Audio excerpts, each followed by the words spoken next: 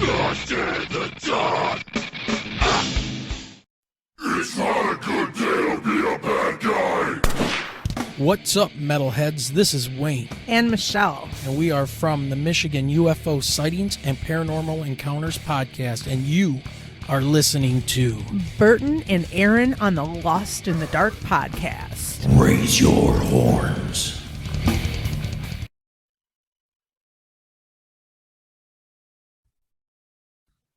Welcome back, Grip Crew! Thank you so much for joining us on this episode of Lost in the Dark podcast. My name is Burton, and this is what, episode 230 something? I don't even know what number this is. Yeah, we're way backlogged. We're way far behind. But without further ado, tonight we feature the one, the only, from Michigan, Jeff Kollnot of Flood the Desert, as well as Blackgate. We talk about it. Apparently Blackgate no longer is a thing, but he also has his solo stuff, Captain Kollnot. Links in the description below. As always, we had a great time on this one. This guy is he's obviously a heavy metaler, but he's also super into the paranormal stuff. And so we just fucking went down so many different rabbit holes, and we're definitely gonna have to do a part 2. Cannot wait to meet this guy in person someday. Like, it's fucking awesome. I love this guy to death. So everybody, I hope you enjoy this episode. But before we get into it, as always, we got some motherfucking shout outs. First up on the shout out list tonight, I wanna just make sure. Okay, yeah. First up on the shout out list tonight is the presented by the Legend Recording Agency. Shout out to Keith and the Convalescents. Welcome to Chaos Tour, featuring Matriarchs, To Us Below headlining, and our brothers War, all the way from Raleigh, North Carolina.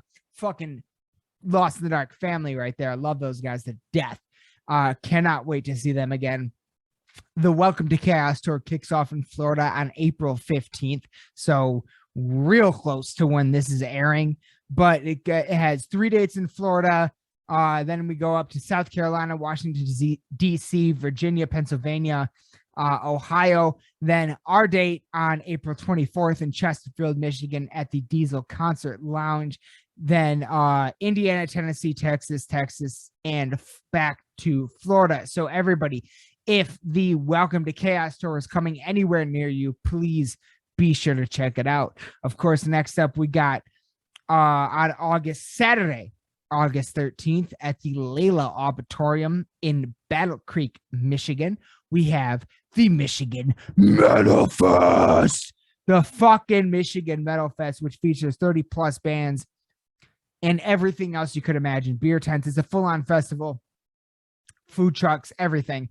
I'm just going to read off some of the ones that I know personally. We got Throne, we got Tyrant, we got Casket Robbery, we got motherfucking Heartsick, Beyond Threshold, Filth, Raven Black, I Set My Friends on Fire, Green Jelly, Our Family, and the motherfucking Convalescents, who just announced today new music coming on June 29th. Very excited. And the current headliner of Michigan Metal Fest is Attila, but more headliners TBA. Cannot wait for that one. That's going to be, I'm so happy that the Michigan Metal Fest is finally back. And it's going to be the fucking Mad Notes, yo. It's going to be the fucking Mad Notes. So if you have the opportunity to come, do it. Because trust me on this one, it's an amazing festival. It's an amazing day. You're going to have a great time. It's nothing but awesome. So real quick though, also some podcast shout outs. As always, we shout out the Dipping Milk in Cookies podcast. Join your hosts, Garrett the Cookie Commander Smith and Mike the Master Milker Segovia, as these two best friends try to figure out this thing we call life using friends, guests, and microphones. They have great segments. They got the Master Milker's Mysterious Mysteries, which is my favorite, where they get into the paranormal stuff. One day we will do a crossover episode with them where I get to pick Mike's brain about all things strange. and paranormal. It's gonna be fucking awesome.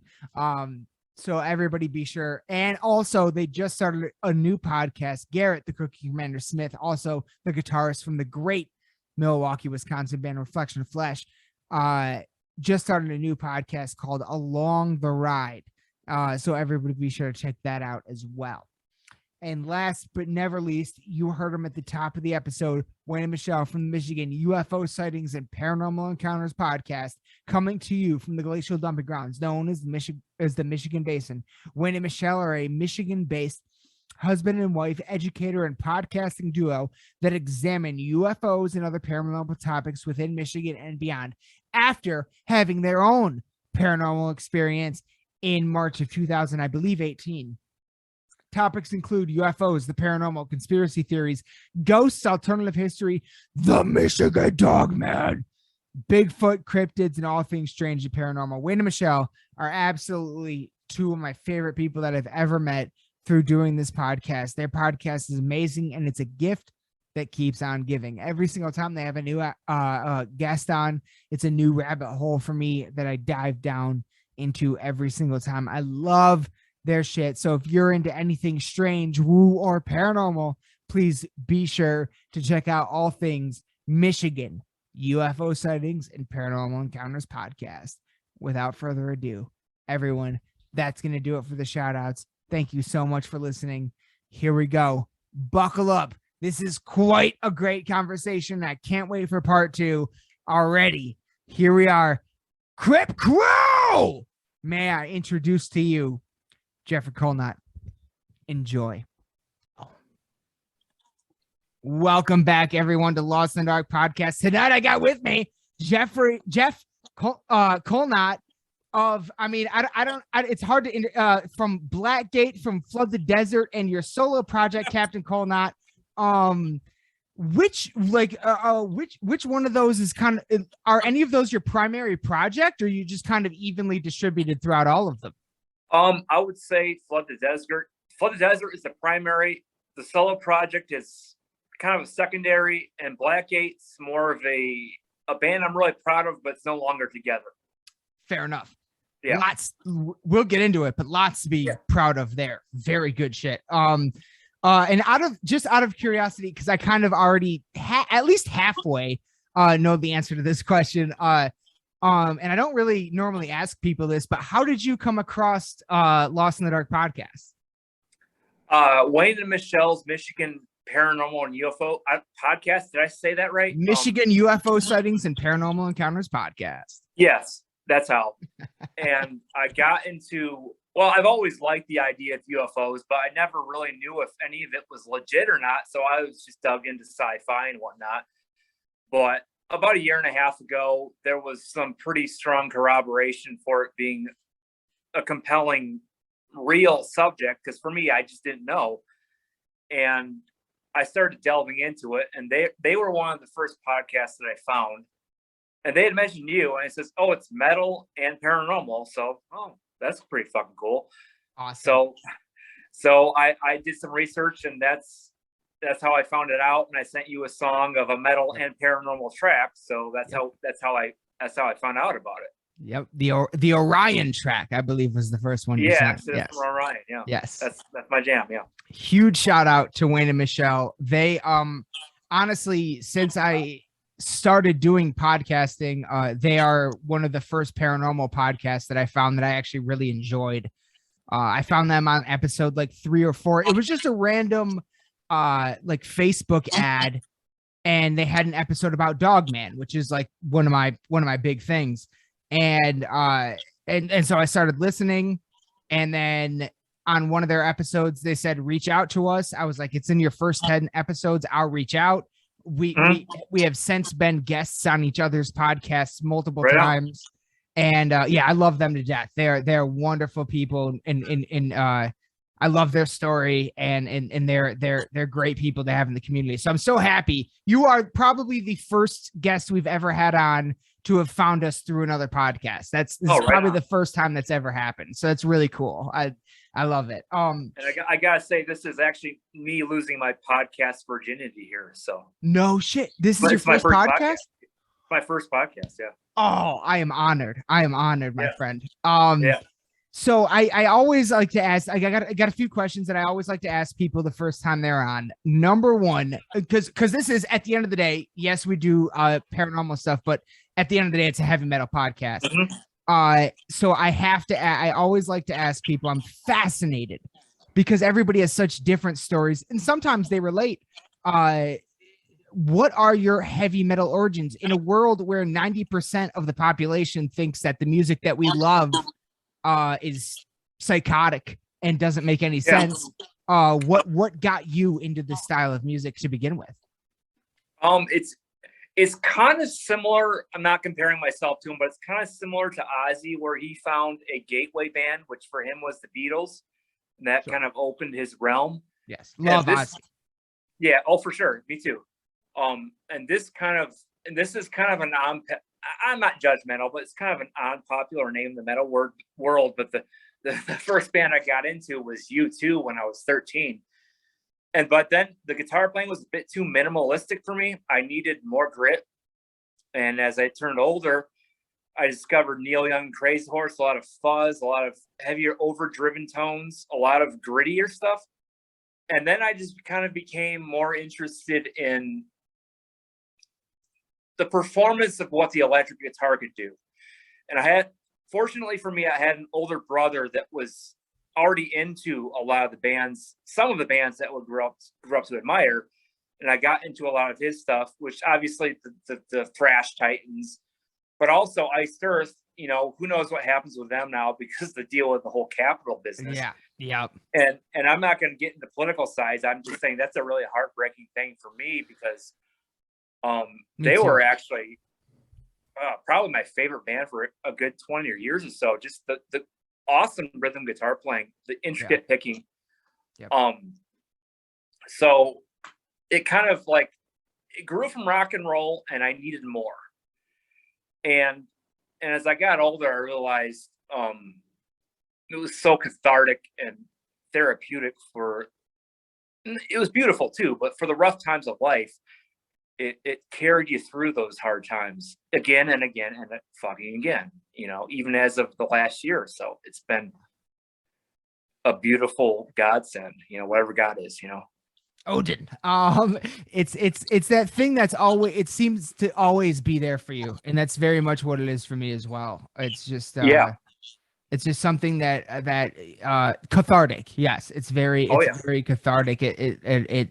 It just triggers something inside of us that I mean, it makes the hair on your arm stand up and on the back of your neck. You know what I mean? And as soon as you get that, you forever chase that dragon, so to speak. You know what I mean? It's pure, it's honest, it's as much energy as you could ever possibly want or keep chasing after for fucking ever, What would you say the first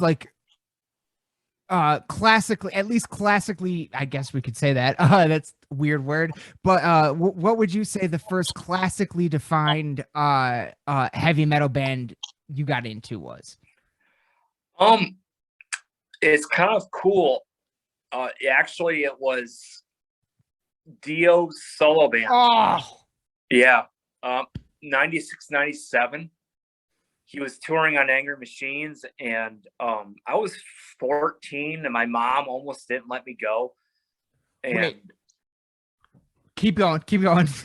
And it was the year before, there was an I was living in Denver at the time. And there was an all ages Iron Maiden show playing, and this was when Blaze Bayley was in the band. Whoa! And my brother went, but we had an overprotective mother, and she was like, "No, Jeff, you're too young," and I was devastated. But the next year, I was allowed to see Dio, and I saw Dio probably 5 times during his career. But my first true, quote unquote, true metal experience was Dio Angry Machines back in late April of 97. I was 15 or 16, and I'm 40 now. But that was great. Yeah. That is something I actually wanted to ask you about. Side note. Now, you as far as I understand, and correct me if I'm wrong, you were you born in Michigan? Yes. You Yeah, were- that's interesting that you knew that because now I don't know how much research you've done, but it was an interesting story. I was born here, lived here till I was 8. My father worked for Michigan, AT&T. And he had the choice to either move to a various number of cities or face a layoff. The choices were Atlanta, Nebraska, or Colorado, or just take a layoff. And he chose to go to Colorado. And so off we went because my mom was a retired nurse who had some health problems and she couldn't really work regularly. And so I ended out there for about good 8 years. I lived there recently in my mid 30s, but yeah, so it's initially I have an origin in Michigan for sure. Beautiful. Yeah. And that, how old were you at that initial move? I was 8. Okay. Yeah. Okay. So wow. Okay. So honestly, about the same time that I moved from, well, in terms of age, about the same time I moved from Detroit to Lansing. Gotcha. And so are you currently located in Michigan? Oh yeah, Grand Rapids, northeast Grand Rapids side of town. Northeast. No way. Okay. We're gonna get it. So We're gonna get into that a little bit later. I was actually gonna ask you about that. But that's awesome. How many years did you live in Colorado? 8 as a teenager to 8 as a child to a teenager, and then I recently lived there about 4 years ago for a year and a half. So all in all, about 10. Nice. Yeah. Yeah, no, I've never, the farthest west I've ever been is Devil's Tower in Wyoming. Oh wow. That is Yeah, literally I've been to Wyoming like twice. Yeah. nice. Yeah. No, I love it.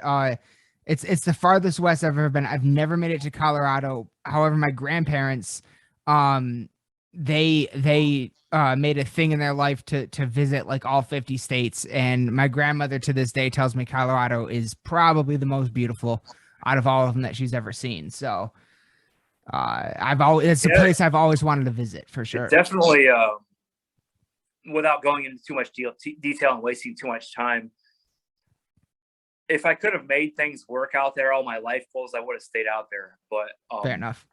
All my musical goals, they weren't clicking out there. So I came back to the Midwest. So fair enough. Real. Now I know that in your projects like Blackgate and Flood. Well, actually, yeah. Are Blackgate and Flood the Desert, like, are these your first projects, or like what's your like kind of like because I know you, of course, you play guitar in these projects. So what are your kind of like guitar origins leading into band origins? Are these their first projects, and how'd you get started on guitar? I would say they're probably second. Well, not my secondary projects, but not my first. I started on guitar when I was a young little lad, back in '95, just because at that time I wanted to play drums initially, but my mom didn't want all the noise. It's my older brother had a guitar, so I started. Okay, well, if I can't play drums, I'll play guitar, kind of thing. Oh, okay. And then I just kind of fell in love with it.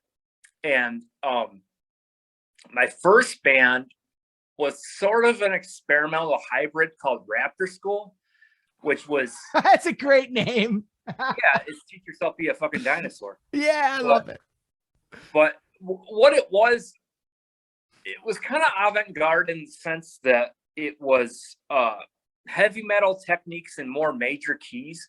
Because like I said, I came from kind of a rock background with major keys and U2, Queen, and No Doubt and stuff where it's kind of upbeat. But Big hooks. I wanted to take those like kind of happy feelings and make them brutaler. And some people thought it was punk. Some people thought it was punky, but at the same time, like punk is more like but so I put in the more intricate rhythms and lead patterns of a metal guy, and that went on for several years. And that was kind of a band in my 20s that kind of went on for a while. You know, we had tons of material, one record, a few lineup changes, but at one point I just kind of I moved on. Yeah. Fair enough. Yeah. Fair Yeah. enough. So when you first started playing guitar, so it was by virtue of your brother playing and your mom didn't want you to play drums because it was too noisy. All right. Yeah. So what? Who then once you started playing and you started to fall in love with it, who was like your first guitar god? There was a few early ones. Some thrash titans like Marty Friedman, Kirk Hammett, James Hetfield, but that was the first year. But the first time I heard Yngwie Malmsteen, it blew my mind. It just like it blew my mind. It was like it raised the bar as far as what was possible. Yeah. And then so I started not necessarily trying to copy him, but it just like it kind of set a whole new ambition. It's now at a different standard at that point. Like what's possible is now different than what it was before hearing that. I totally get that. Yeah. Yeah, for sure. Yeah. And that was kind of little a fire under my ass, I guess you could say, and I always enjoyed Vi, Satriani, Eric Johnson, all those characters, Absolutely. As a matter of fact, earlier today, oh shit, I wish I could look it up right now. But earlier today, Steve Vai released something new. A new track, and it's just a video. It's literally just a video of him playing a three-neck. I say a three-neck guitar. The top neck is probably like a 7 or 8. I can't remember if it's the top neck or the middle neck. One of them is like a 7 or 8 string. The other one's like a 12 string, and the bottom one is a bass. And then he's got like a harp thing going on down here. It's unbelievable. It's that guy's a genius. I love it. That's fantastic. Yeah. It's one of the craziest looking guitars I've ever seen in my life too. Like I'll send it to you when we're done here because it's insane. It's really cool. I love that guy. So what was like the first like guitar that you ever had? It was a Fender Duosonic 2 single coil pickups. In those days, like I just thought, oh, that looks like a nice guitar. And I played with it for about a year and a half, and it wasn't getting the tones that I needed. Then I started asking the music store guys, so what does a humbucker pickup do?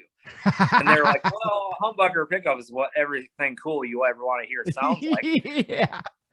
And I actually got an Ibanez RG270, which I still own, a green one with 2 humbuckers and a single coil.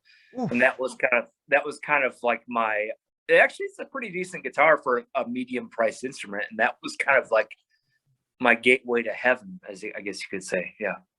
Yeah. That's awesome. Now,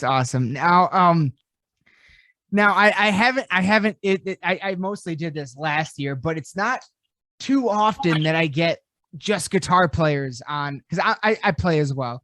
And it's not too often that I get just guitar players on the show. So I have to ask.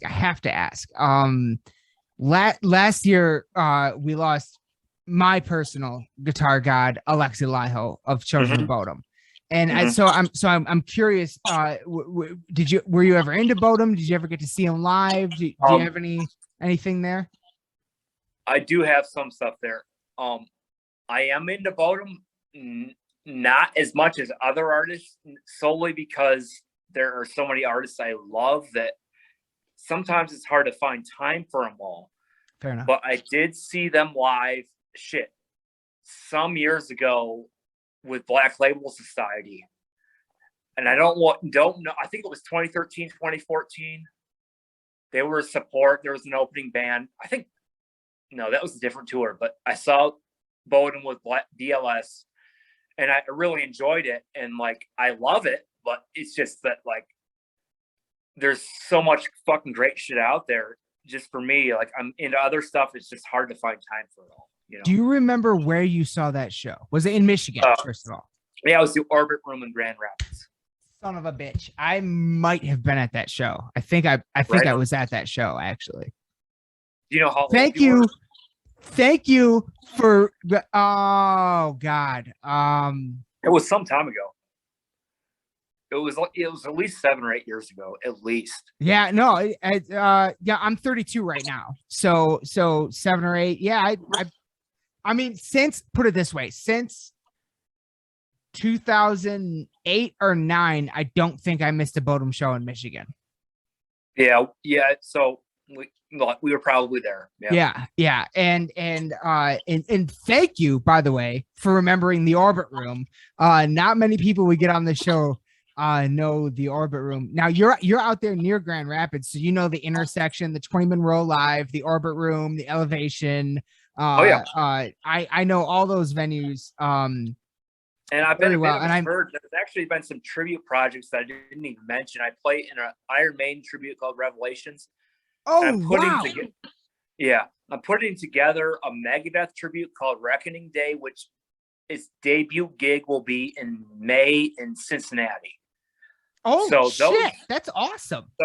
So the tribute circuit I've been in for about 6 or 7 years now, which has been great. A lot of fun. We played at Token Lounge. We played at 20 Monroe, which has been more than 1,500 people, which has been like, a Rockstar Kids dream come true and shit. So, that's not a brag or anything, but I forgot to mention that I've been kind of involved in the tribute circle for a hot minute here.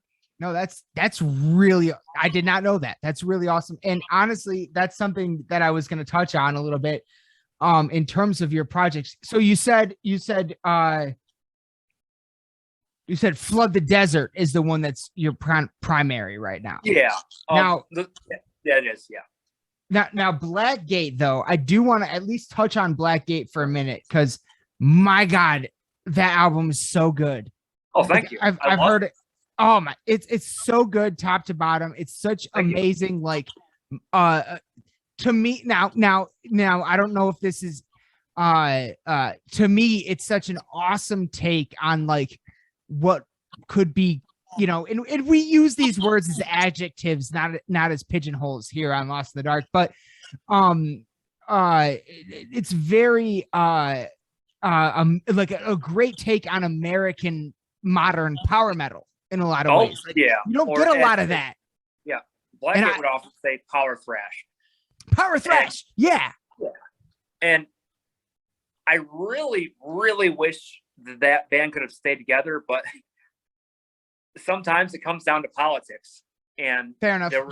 There were certain personalities in the band that clashed, and there is still a version of Blackgate in Colorado, because a lot of us moved to Colorado at the same time, that is kind of doing like an instrumental version. It's competent, but it's not really the same. It's not quite the same style as what the record you heard. It's still competent, but that was a bright spot. Just, sometimes personalities don't always clash, and of course it happens. It happens. Exactly. Yeah. And so and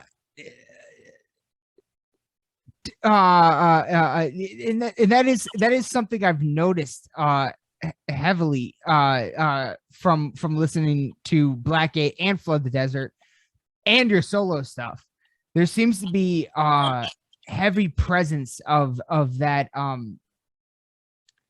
I don't know, like the new wave of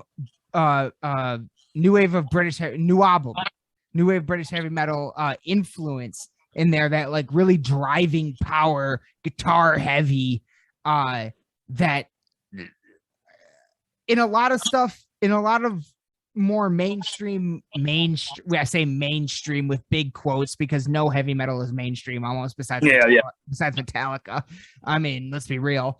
But there's a lot of that heavy in your music, and it's something that I really heavily gravitate towards, because the first heavy metal band that I ever called my favorite band was AC/DC and then Iron Maiden. Mm-hmm. Those not to say those were my first two bands I ever got into, but those were my first two favorites. Yeah. And so at any time I hear something that has that driving power element to it, I get really excited about. And I really loved the elements of Flood the Desert, where it's if I were to relate it to anything, it'd be album 1 and 2, the first 2 Iron Maiden albums, the Paul Di'Anno years, honestly, more so than the Dickinson years. But to hear that sort of, and I don't know if this was intentional at all or not, of course, but to hear that sort of take is very, in modern times, is very exciting to me. I love that element that you got going on in that. Yeah. I would say Iron Maiden's a built-in influence as far as, Zach from FTD. I guess you met him at Oix last week, which I just found out. Oh, shit. Yeah. Big bearded dude. Yeah. Yeah. He's great. Yeah. I wouldn't necessarily say it's a conscious thing, but I love Iron Maiden. So. Oh no, it's of course not. It's almost never a conscious thing. It's much, it's we build, and they're the foundation, and we just kind of build off of it in whatever way. Like I'm currently in the process of writing a new theme song for another podcast I'm going to start, which again, that's a subject we'll get into in a minute. That where I just kind of like found a riff from one of my favorite bands, and I just kind of tinkered with it, and so it's literally just like that's all it is. At the end of the day, we all kind of just copy each other. It's not copying, it's more influenced by, but you know what I mean. Yeah. And I guess if I'm going to geek out on guitar playing for one more second, I will say Mike Amott from Arch Enemy is all the wah pedal stuff, the vibrato, I love it, and I think it somewhat permeates my style to a certain extent. It definitely does. I hear it. It definitely does, and I'm glad you brought that up. Because you I definitely did a huge deep dive on all your content, and I noticed a lot of on your personal, or on one of your channels at least, you have a lot of guitar covers, and a lot of them, handful of them at least, were Arch Enemy. And Arch Enemy. Oh man, I almost wish my co-host Aaron were here right now, because he'd be laughing his ass off, because Arch Enemy is kind of a white whale for me. Arch Enemy, Angela Gassau years, some of my favorite music ever in existence, and I had an opportunity to see them headline the Majestic Theater in Detroit. What year? 2008. I was there. Sorry you weren't.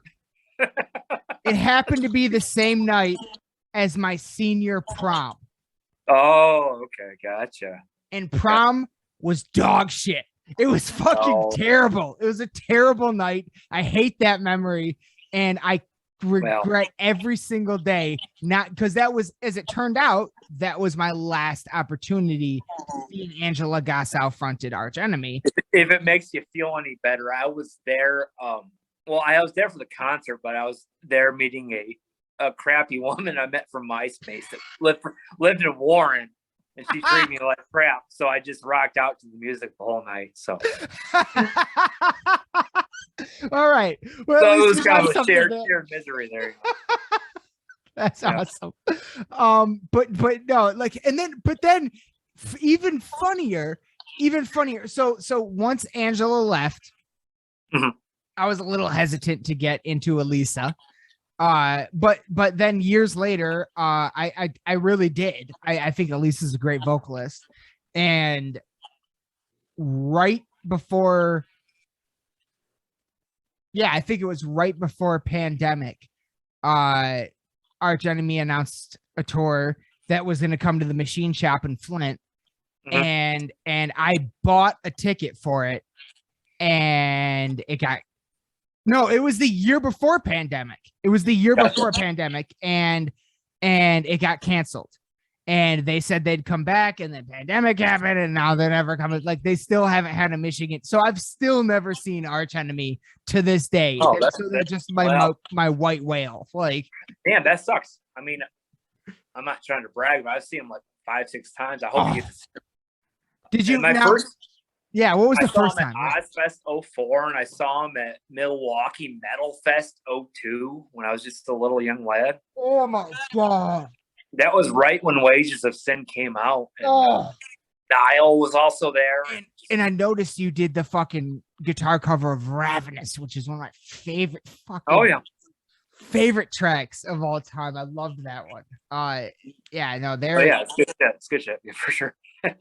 They're definitely one of my white whales, and I hope to get to see them eventually one day. And I know also, like, right before pandemic too, I don't know if you've ever heard of LUVT or LUVT. I don't know how you say it exactly. I'm sure that I have. They're kind of like a folk metal band from overseas somewhere. And shit. I'm fucking that up. No, it was damn it. I can't remember the name of the band right now, but Angela did a song vocally. She sang on a song. Damn it. There's no way I can figure it out right now real quick. Okay. But she did a song. She did a song. I'll find it and I will send it to you because it's awesome. She did a song like right at the right before pandemic or something, right when it was starting. And she even like made a post on social media where she's like, I'm gonna come back to vocals in some capacity, just don't know what it is yet exactly. So I'm just waiting for her to like start a solo project or do something, because her vocals are like right up there with all my favorites. Like she's probably like top 5 favorite vocalists of all time for me. So like to hear her perform again was awesome.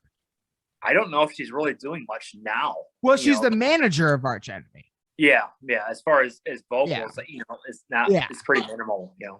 It's not a lot. Like I said, I think it was just that one track in the past few years, but that track was sick. It was so sick. Oh yeah. For sure.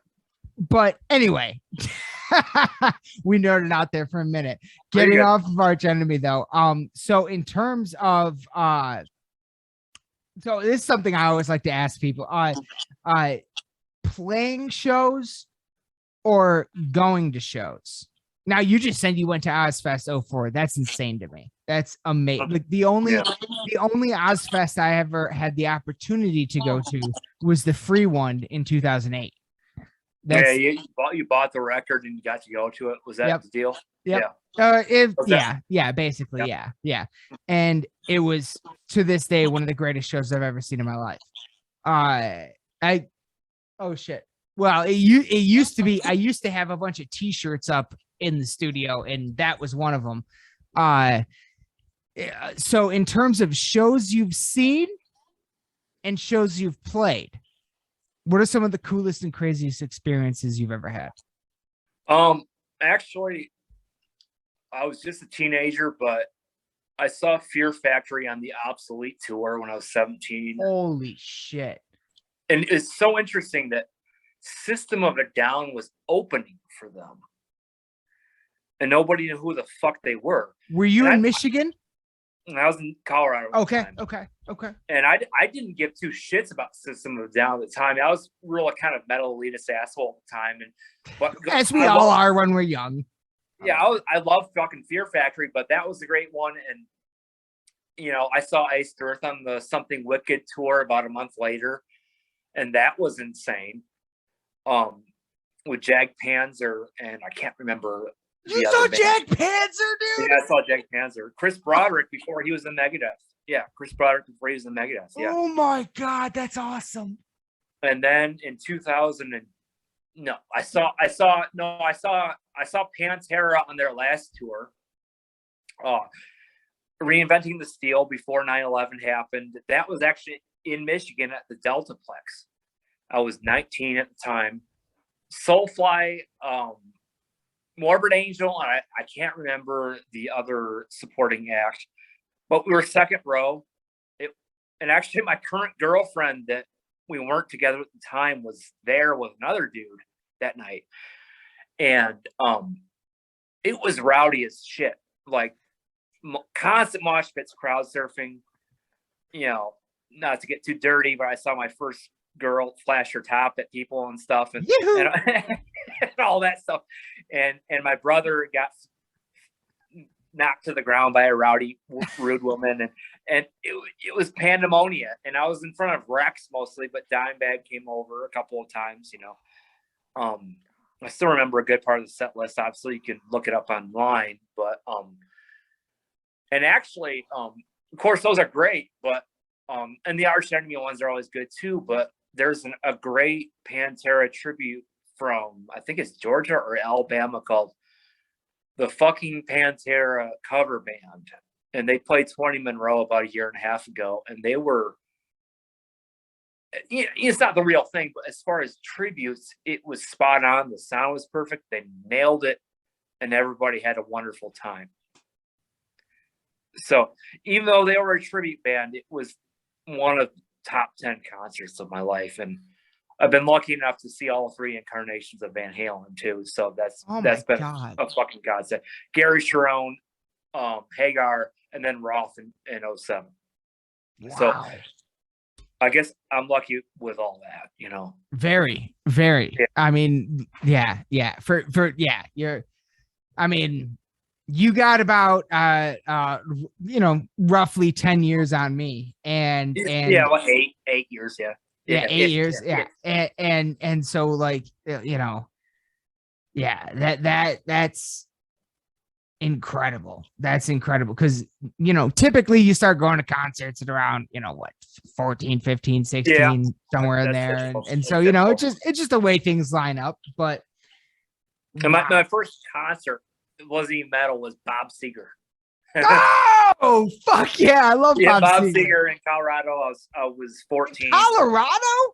Yeah, because he's a Michigan boy. Like, he is a Michigan boy, and I actually saw him again about 8 years ago in I don't know if it's Grand Rapids or Detroit. Might have been Detroit. But yeah, the song Strutter, it's actually kind of heavy. You could make a super fucking heavy version of that fucking song. I want to cover it. Kiss? I haven't seen them yet. No, wait. You said Strutter though. No, it's I love to watch her strut. Oh, my bad. Okay, I thought you meant Strutter by Kiss. My bad. I don't know if it's called the same thing, but you haven't seen Kiss yet? Not yet. I hope I do. I saw them once. I haven't seen AC/DC yet either. I saw them once too.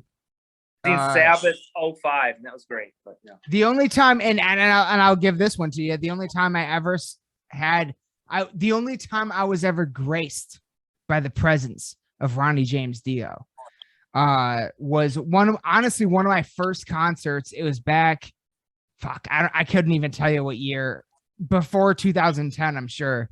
Somewhere in between 2007 2010, when they were on the Heaven and Hell tour. So it was Ronnie James Dio with the original Black Sabbath lineup. Was Megadeth with him? Yes. Did you see him at Cobo Hall? Yes. Yeah, I was there. Yeah, I was there. So was them? Yes. Was Motorhead there? I can't remember. No, it was Machine Head. Oh, okay. Machine Head opened Megadeth Heaven and Hell. Because in 04 or 05, it was Motorhead, Dio, then Maiden. It might have been 03 on the tour that came out before Dance of Death. Oh, shit. Okay. All right. It's like DTE, or now it's Pine Knob again. It was Motorhead, Dio, then Maiden. Yeah, I was at that one too. Yep. Yeah. Yep. That's oh god, this is one of my favorite things about doing podcasts with people from Michigan, is figuring out the shows we've been to that we didn't even know. Oh yeah, there's tons where we're brothers fucking metal all over the motherfucking place. Exactly what this is about. Exactly. That's amazing. That's holy shit. Did you well, let me throw one at you. Did you ever see Megadeth at the Orbit Room? A couple of times, yeah. you ever see them with Typo Negative and Hatebreed? I don't think so. The first, Oh. I've got a couple of Megadeth stories. I saw them first. Shit, this is 20 years ago when they were touring shortly after 9/11. Whoa. World Needs a Hero and Iced Earth Open, which was the band I was there for. Oh. And then I want to say I saw them for 13 on that tour. And then this wasn't at the Orbit Room, but it was like the one we were both at Cobalt Hall. 07, 08, whatever year that fucking was, Yeah. That was I think that was United Abominations tour. Yeah, in 2010, I saw the big three, them, Slayer, and Anthrax at the Deltaplex. I was there. I was at that show. Yeah. I was at that show. There we go again. They're at the same fucking That was place. amazing. That was Yeah. To this day one of the greatest shows I've ever seen. That was the only time I've ever seen Slayer inside. Like not outside. You know what I mean? That's my only Slayer show, and it's kind of cool because it was like the OG lineup, Yeah. It was that was unfucking real. I was like front row for that shit. That was an amazing show. And I don't know where you fall on it, but like, don't get me wrong. First four Metallica albums are giant influences. When I had my Sony fucking little handheld CD player back in the day, I played Master of Puppets so many times that the laser burnt scratches into the disc and I couldn't play it anymore. Like, don't get me wrong, I love those first four albums just as much as anyone. But Anthrax, Megadeth, and Slayer are I'd rather see them than Metallica any day currently. You know what I mean? Like, that's just me. Yeah, I don't know. I get that. And like, I'm hit and miss with Metallica. Yeah, hit and miss. Like, I actually don't mind. I actually enjoy some of the newer records, the last two. But I totally get you on that. Yeah, for sure. It's the original stuff that I'm going for, and those bands I feel like revel in it a little bit more. Mm-hmm. I would like to see Metallica one day, though. I would. I've never seen them, and I would like to one day. I've seen them a handful of times now, so yeah. Nice. Now the next question I do have for you, you are, and this is kind of a nerdy question, but you're a guitar player. I'm a guitar player. Mm-hmm. And honestly, like I have been playing guitar for many years, but it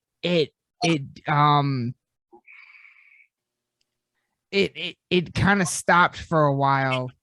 Mm-hmm. Not stopped. I still played, but I wasn't like super into it. I just kind of passively, and then I started the podcast and I got more into it. And then my guitar god, Alexi, died.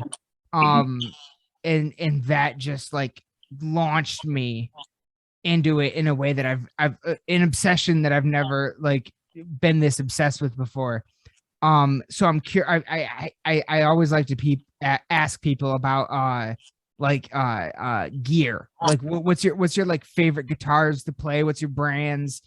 Pedals, amps? Yeah, like anything. Like I'm always so fascinated by this. Cool. That's an excellent question. I'm happy to get into that.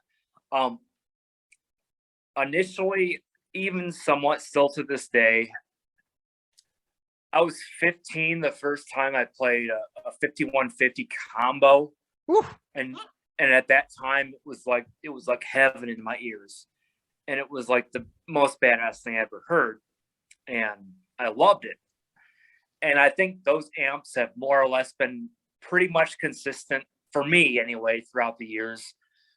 As far as tone, the different incarnations, I have grown to love the Engel Fireballs amps. Oh, lately. I've never played one of those. That's pretty cool. It's voiced a little bit differently, but it's real gritty. It's focused more on the lower mid range. It's not doesn't have quite the high range frequency response, but it's a really wonderful amp. And I used amp stimulators for that a little bit in my solo record. As far as guitars, not to be rude, but I'm a little bit of a whore. I like a little bit of everything. So am I. I'm with you there.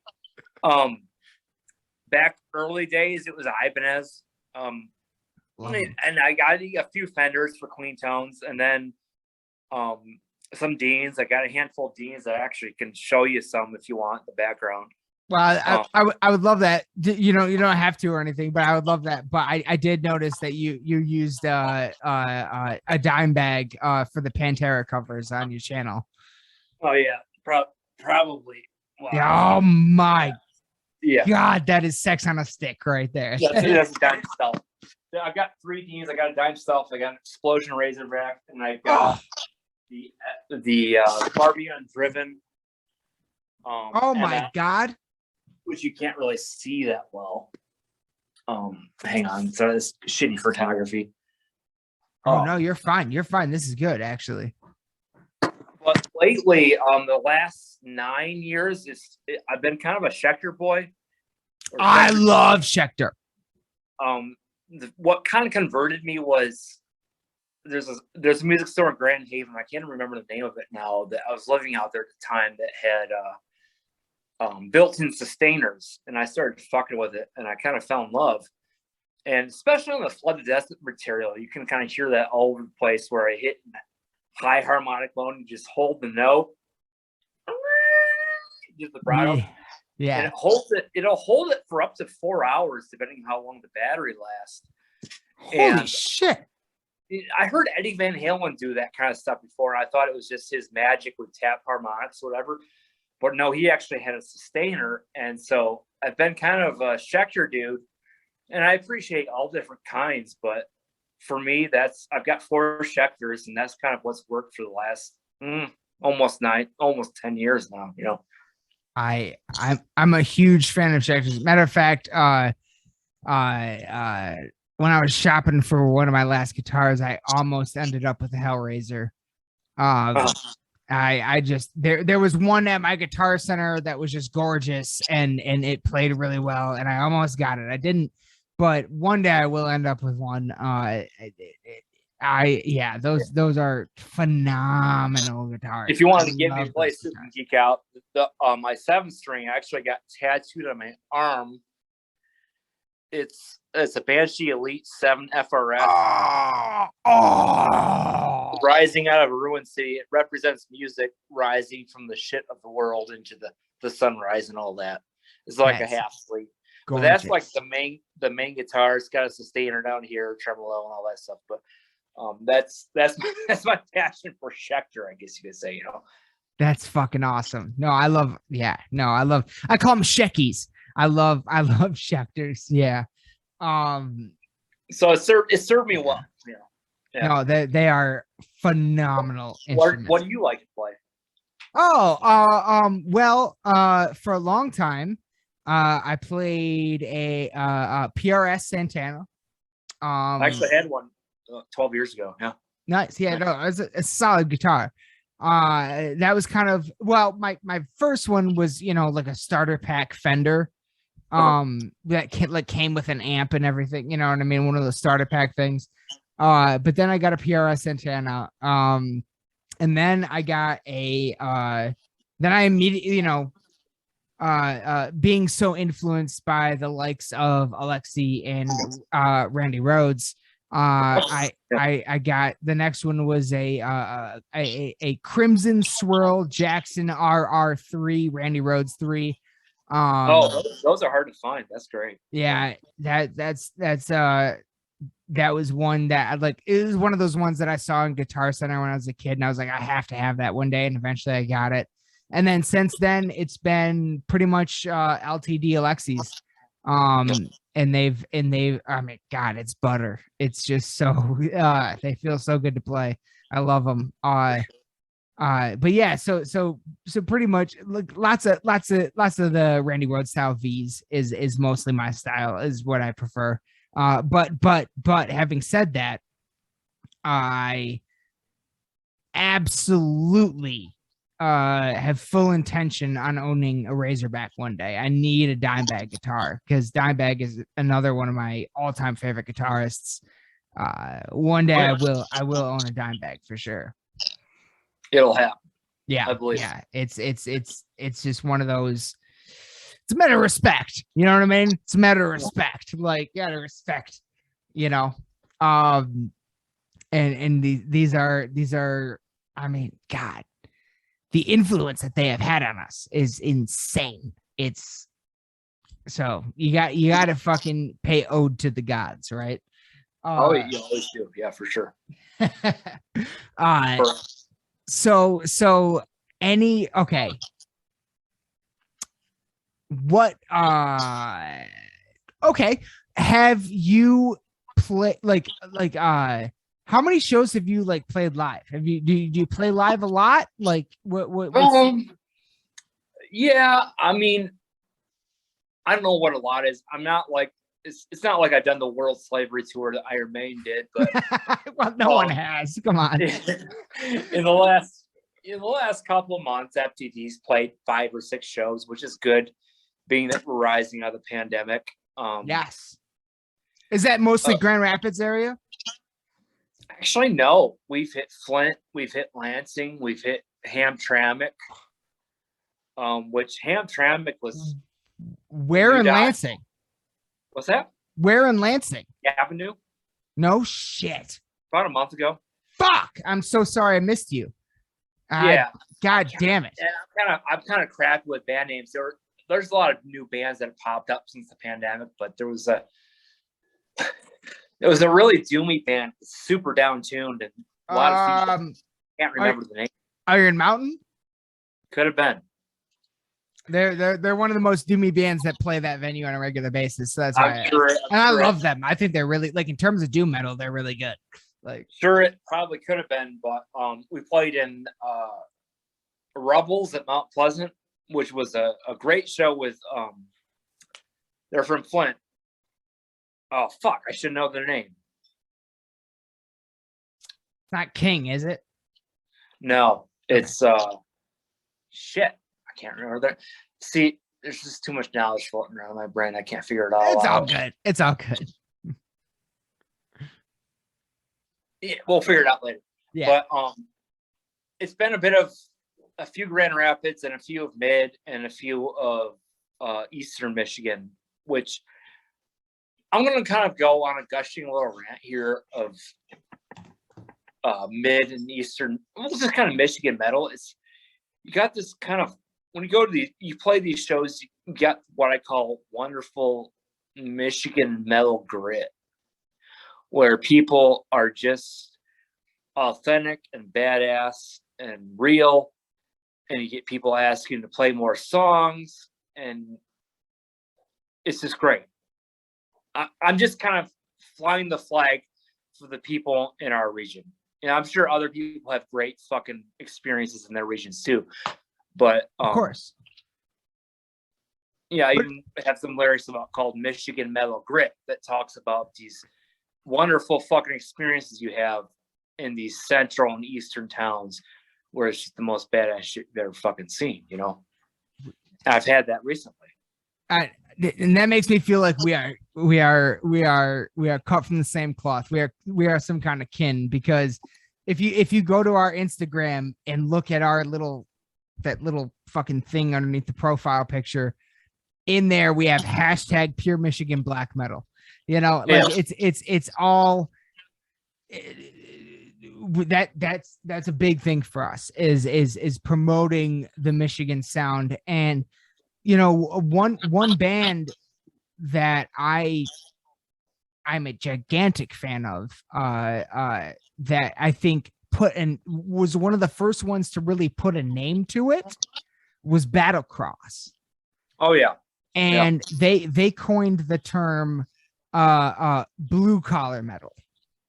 Mm-hmm. And I kind of feel like that does a good job, at least a good enough job at like kind of describing that, if you were to call it a subgenre. You know, we got Battlecross, you guys, Dahlia, Exploding Zombies, Snafu, Dagon, all these different Recorruptor, Bogwraith, all these different the covers are great, yeah. incredible Michigan bands that they all individually sound very different, but they kind of have like a similar sort of drive to them in a way. The sound that, you could put one band in black metal, you could put one band in death metal, you could put them in these different categories or whatever, but at the end of the day, they all kind of have this one thing that's in common, and it makes them different. Yeah, and have you heard of Moto before? No.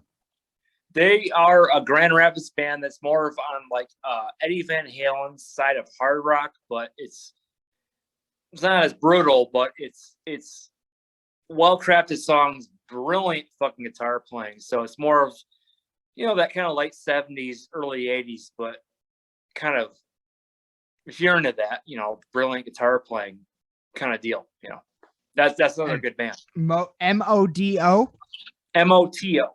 They got about 5 or 6 records out, and solid dudes, trio, I will check that. I mean, shit. We also have, the likes of, it is in full disclosure. I'm not a very big fan at all. But we also do have Greta Van Fleet, which is basically a fucking Led Zeppelin cover band. Yeah, what I mean. So we do have curious to me, it's like, why did the powers that be?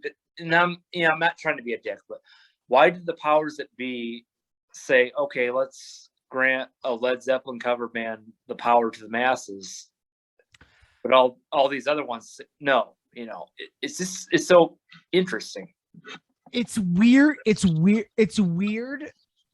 And the only time it bums me out is when people think it's original.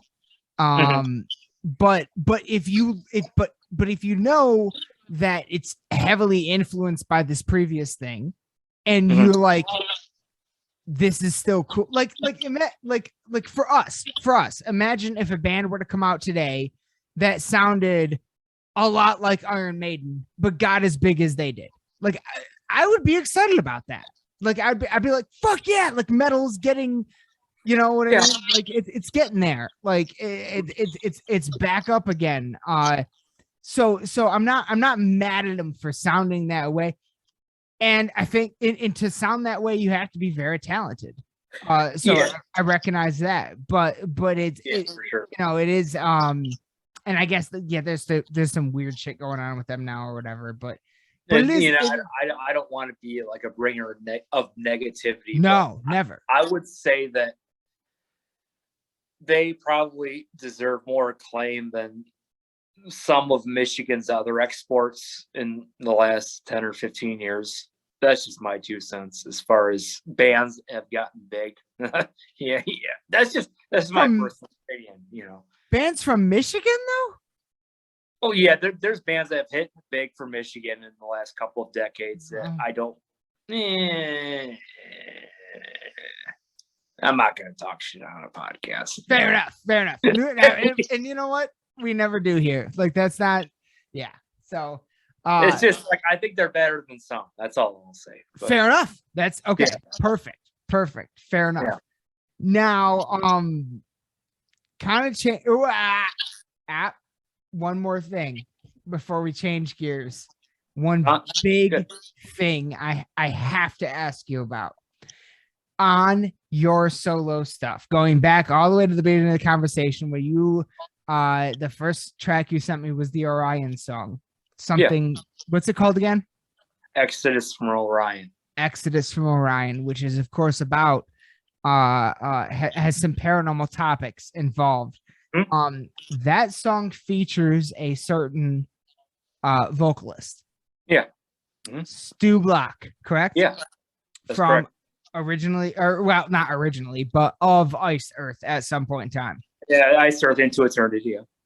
And Into Eternity, of course. I love Into Eternity. how did that relationship come about? How did that happen? And I know that's not the only song you've done with them.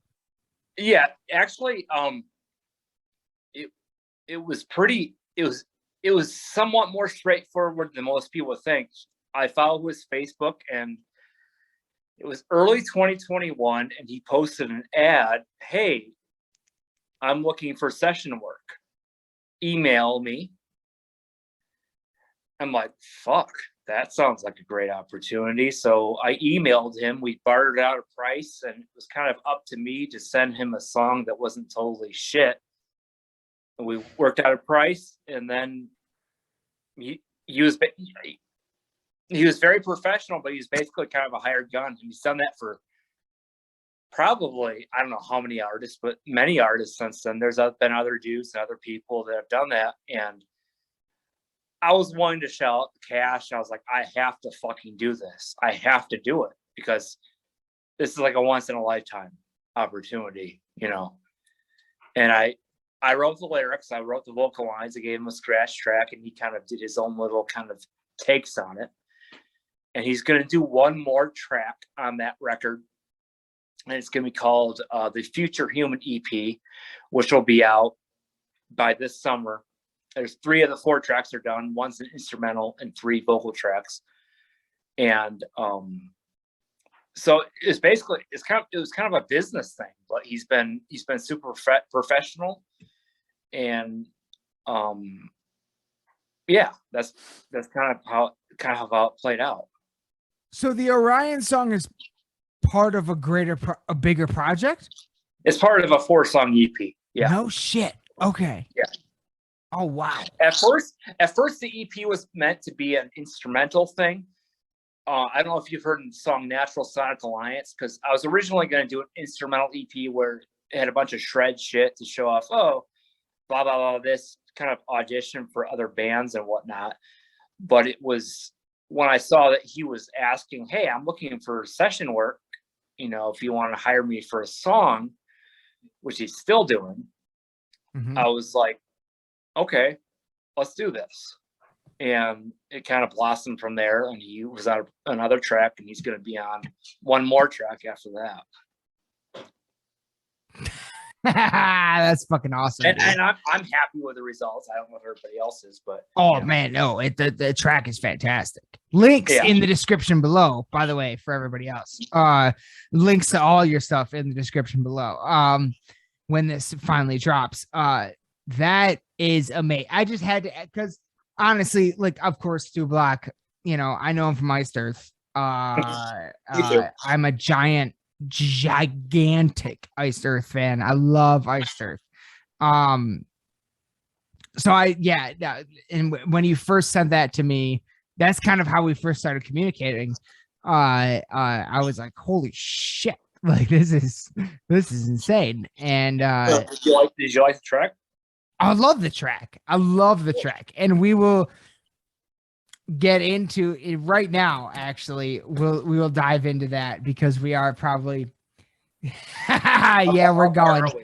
I'm not timing it, and I don't exactly know when we started, but I feel like we're going.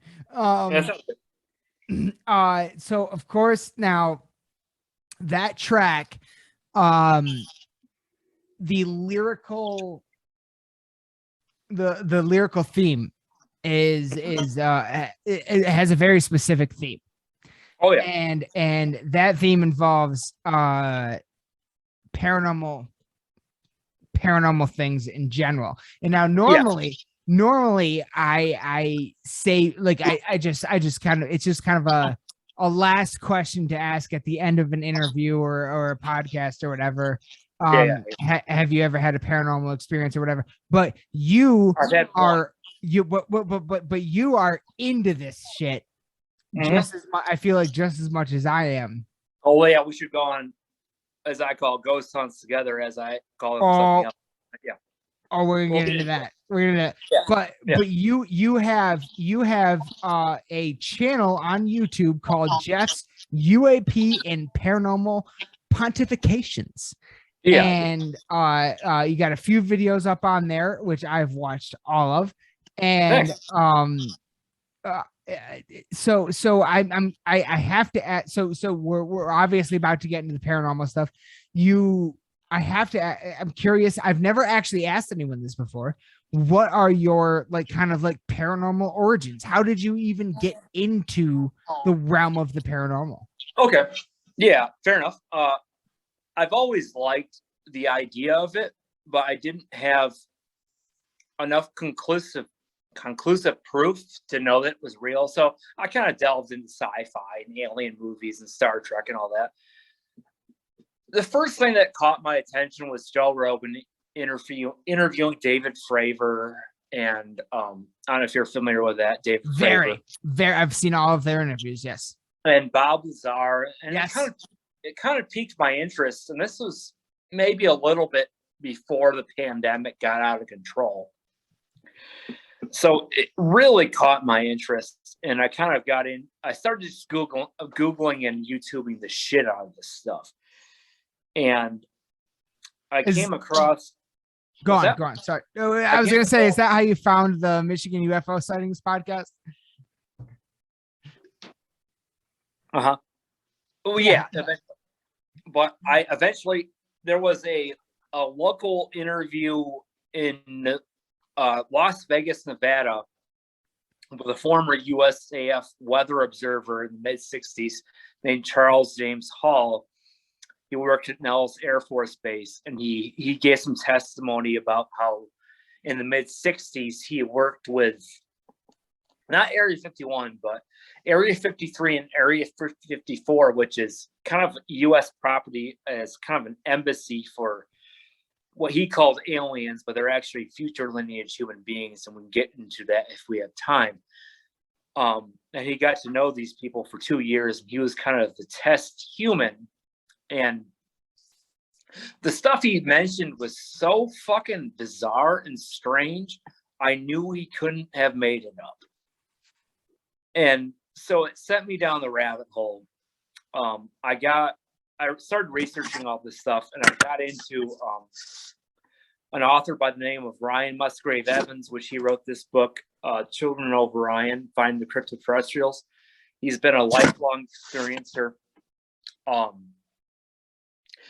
And he's done a lot of research into different cases, found a lot of commonalities in the phenomenon. And to answer your question, that was kind of it. It was Fravor, Lazar, and this kind of Charles Hall stuff. And I found corroborating evidence from an Australian author. And I can go deep down the rabbit hole on this stuff, but I'll let you ask the question before I go too fucking out of fucking control of this shit. Fair enough. So this is a more kind of like a recent endeavor for you then. About the last year and a half. Yeah. Wow. Okay. That's fascinating to me, actually, because this is something that has followed me from a child. I know you mentioned ghost hunts, and like I don't know if we'll have time to get into it, but like I'm not gonna destroy the paranormal parade, but a lot of ghost hunts, in my opinion, have an alternate explanation. But if you want, we can get into that later. No, yeah. Definitely. Yeah. But so let's just. I mean, normally where I would end. Let's start off. You said you have had a paranormal, an experience in your life you would describe as paranormal. Yes. Could you tell us about that? Yeah. I'm going to clarify that. I've used marijuana for probably good 7-8 years recreationally. Me too. Good. And so what ended up happening? Have you heard of CE5? You probably have. No. It's a meditation type technique that Dr. Stephen Greer has kind of developed for you meditate, you connect to, this is getting really woo-woo, but you connect to elements of consciousness for perhaps contacting other entities and whatnot. Yeah. Now see, to be totally honest with you, I am familiar with Stephen Greer, Dr. Stephen Greer. I've heard him on Coast to Coast AM. I've heard him on many podcasts. I know some at least that surface level of Dr. Stephen Greer's work. I am not maybe I heard it from him at some point in the past, but really like in more recent times, memorable times at least, the first time I ever heard of CE5 was from your videos. Oh, cool. And Oh,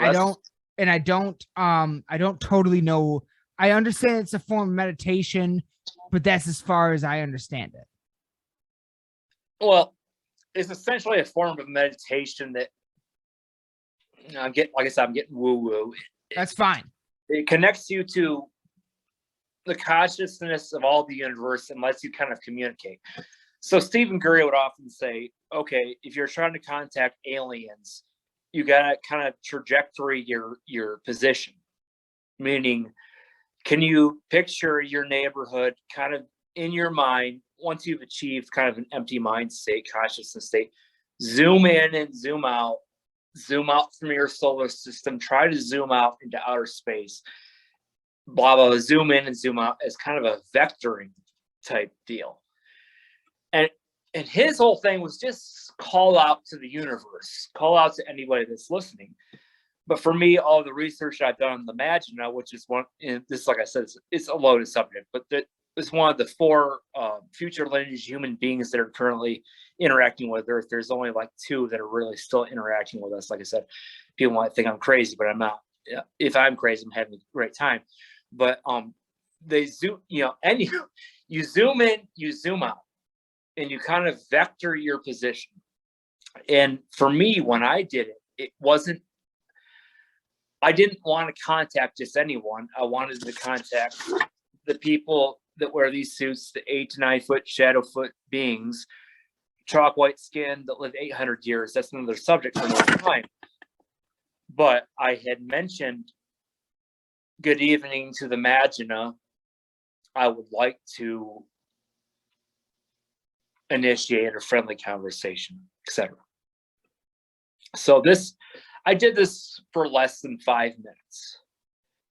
And then after that, I wasn't asleep. I just had my eyes closed. I was in my bed next to my girlfriend. I experienced a distinct mental shift, as if my mind was no longer completely in control of my body.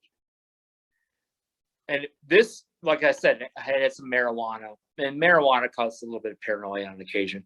Of course. The marijuana had made this a little more terrifying, because like, what the fuck is going on? And then my eyes were closed, but it was almost as if someone had accessed my optic nerve and started beaming images into my mind. And these were distinct faces that had, Magina Orion characteristics. I apologize if the readers don't know Magina Orion characteristics yet, but hopefully in the next 4 years we'll get to that. But chiseled face, a snout-like face, higher cheekbones, wider eyes, usually blue unless they get older, that are redder eyes,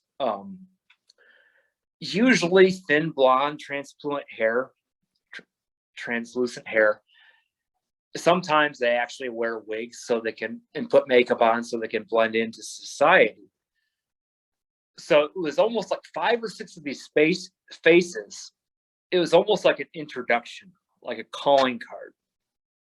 I was laying in bed like this, and then I heard a woman's voice speaking as if it came into my right ear. And I wasn't asleep. I've been high many times, and people say, "Oh, you're on acid." No, it wasn't on acid. I'd been high many times. She was saying something like, "Do not do this," or "Do not hesitate to." And when I heard her speaking, it was loud as day. Not loud as day, but I could clearly articulate it. And it was like I could hear this one's voice who was in the room with me. And I became terrified because I'd never experienced anything like that, partially marijuana. So I started to resist. And then when that happened, her voice became garbled. And it was almost like electrical interference, and it snapped out. And then I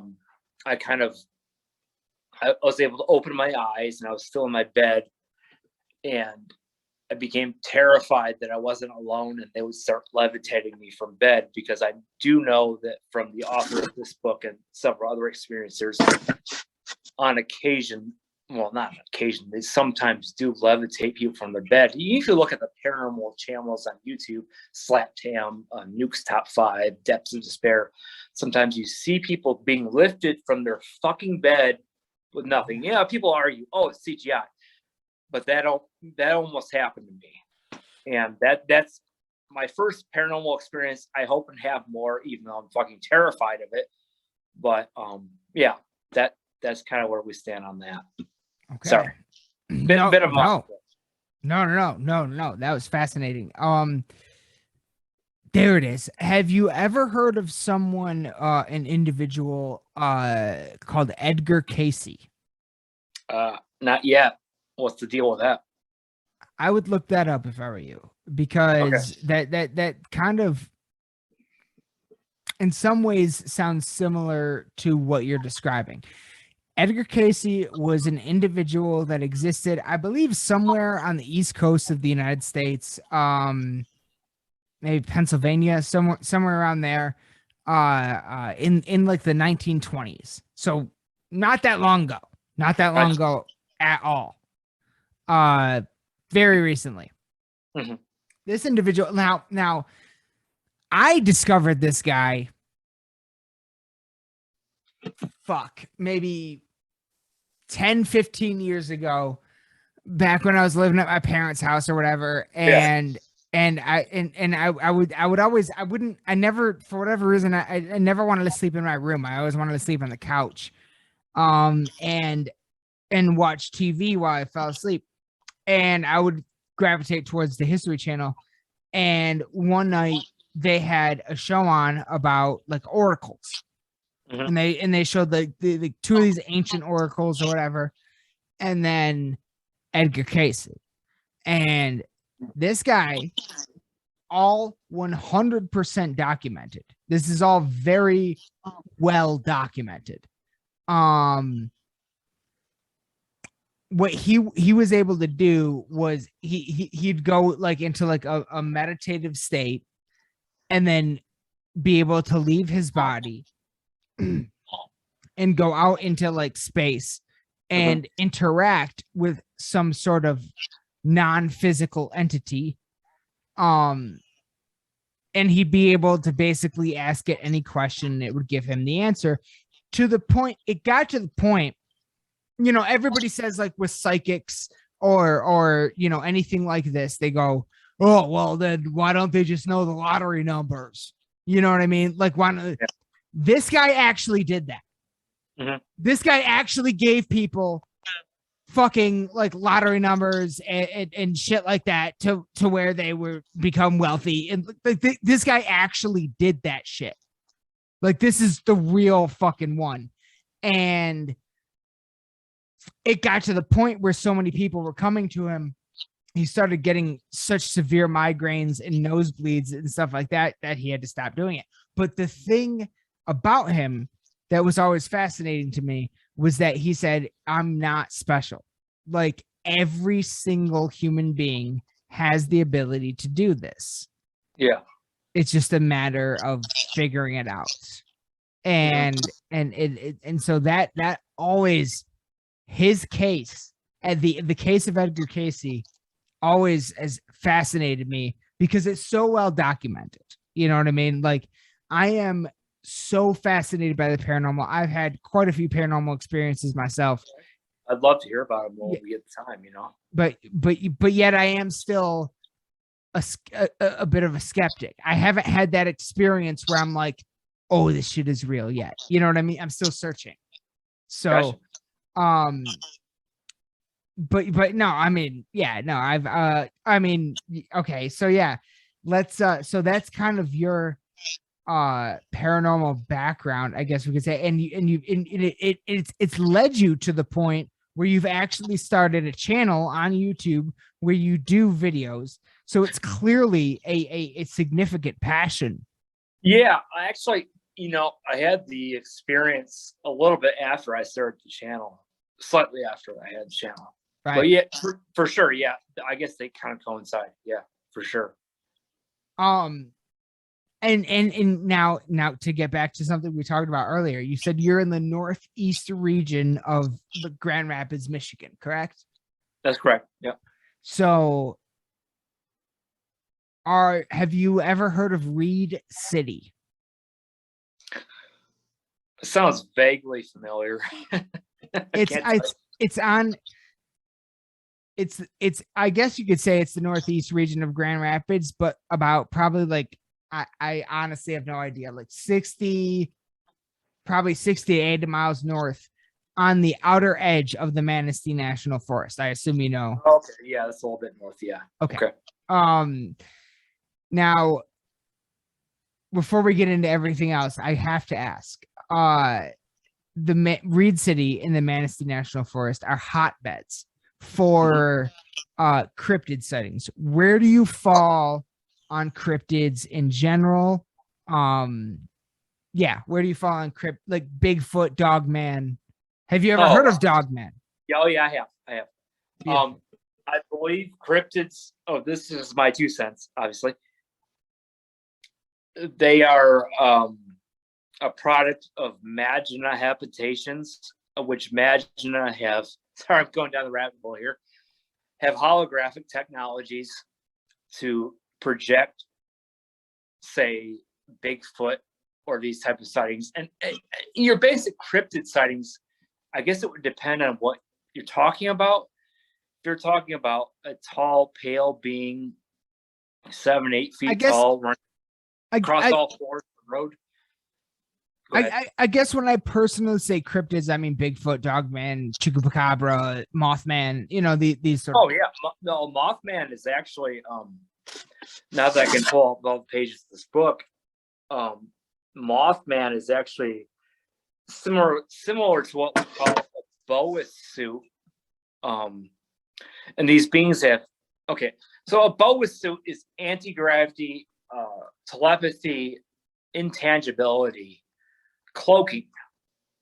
These these people I'm talking about, I know we're getting a little out of context here. Well, hang on. Not to interrupt you. I'm sorry. Not to interrupt you. But for the audience and for myself personally, because I don't know what they are. Let's start with what is Magina? It's a future lineage human being. Okay, so I don't know how much time we have, but I'll try to condense it. It's a that's one of the 4 future lineage human beings that is currently associated with the current UAP phenomenon that the Pentagon last year admitted was real. So it's humans from the future. Yes, and yeah, and that's my point of view, and I believe that. And I'm not discounting other aliens from other galaxies, but that's the most common phenomena we're currently dealing with. Go ahead. No. This is just like this is a rabbit hole I've gone down in my own head before, so I'm fascinated by this. Yes. Go on. Well, where the rabbit hole is going to get deep. So, okay. So, all right. So let's pretend we're in the theory of multiverses, into infinite multiverses. And I think we are. I think that's the reality of our situation. Yeah. Good. I think we're on the right track. Yeah. All right. So there was once a time when our universe and these other beings' universe was aligned. In their universe, between the years, and I'm not making this stuff up, I've corroborated from sources of this dude and other dudes. We'll get into that later. Between 1992 and 2012, there were a series of cataclysmic events that essentially rendered more than half of the Earth's population dead. I know we're getting quite deep into the rabbit hole here. Some Stargate technology that wasn't supposed to be accessed that destroyed a large part of the Earth's crust. Anywho, I know this is science fiction as fuck, and I apologize for that. There was a group you call the corporate elites, the Donald Trumps, the banks, The Rockefellers. yeah, folks that had kind of, even the Vladimir Putins, who kind of planned for the world's going to end.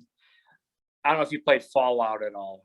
Those video games. I haven't actually. No, I'm not a big gamer. Sorry. No, but it's like they built a vault underground for this kind of thing.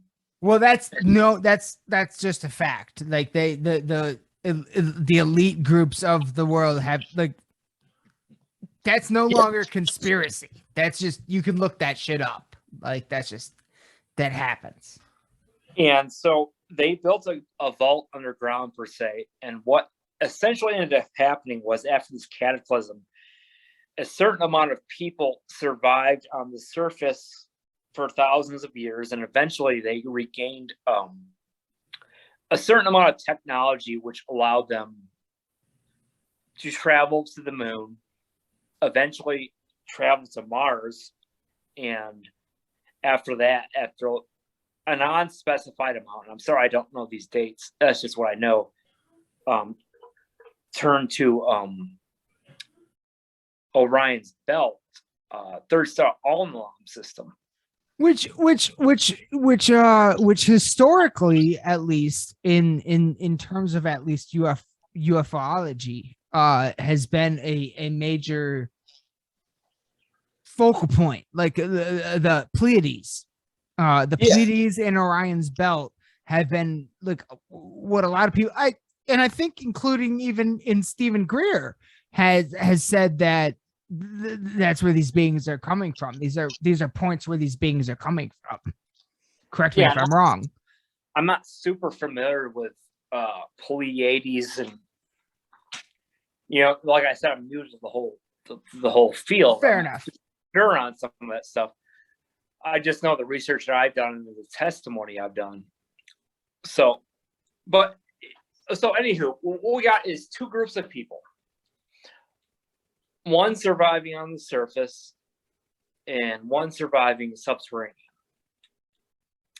And the folks on the surface, we're basically, I don't know, it's basically like a nuclear winter, shitty sunlight, Earth's crust is fucked up, everything's screwed.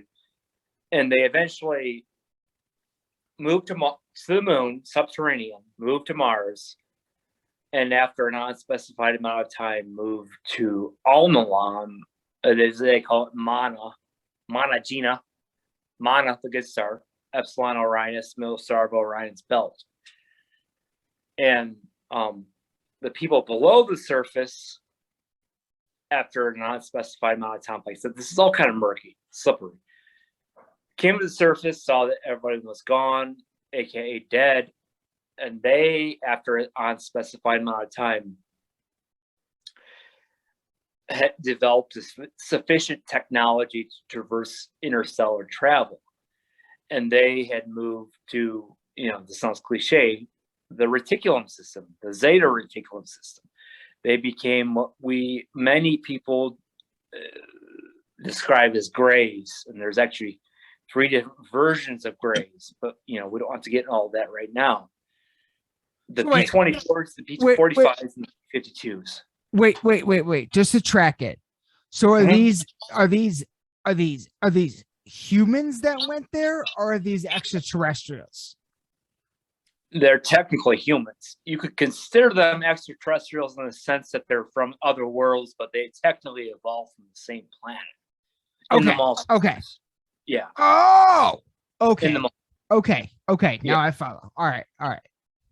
And the thing that so you basically had 2 different groups, one to Orion and one to Reticulum. And there's the Reticulum guys are a little more slippery because they came back in their history 3 different times, because there's 3 different versions, 3 different evolutionary versions of them. But they're basically different versions of the same thing. But the problem is they had both engaged in genetic engineering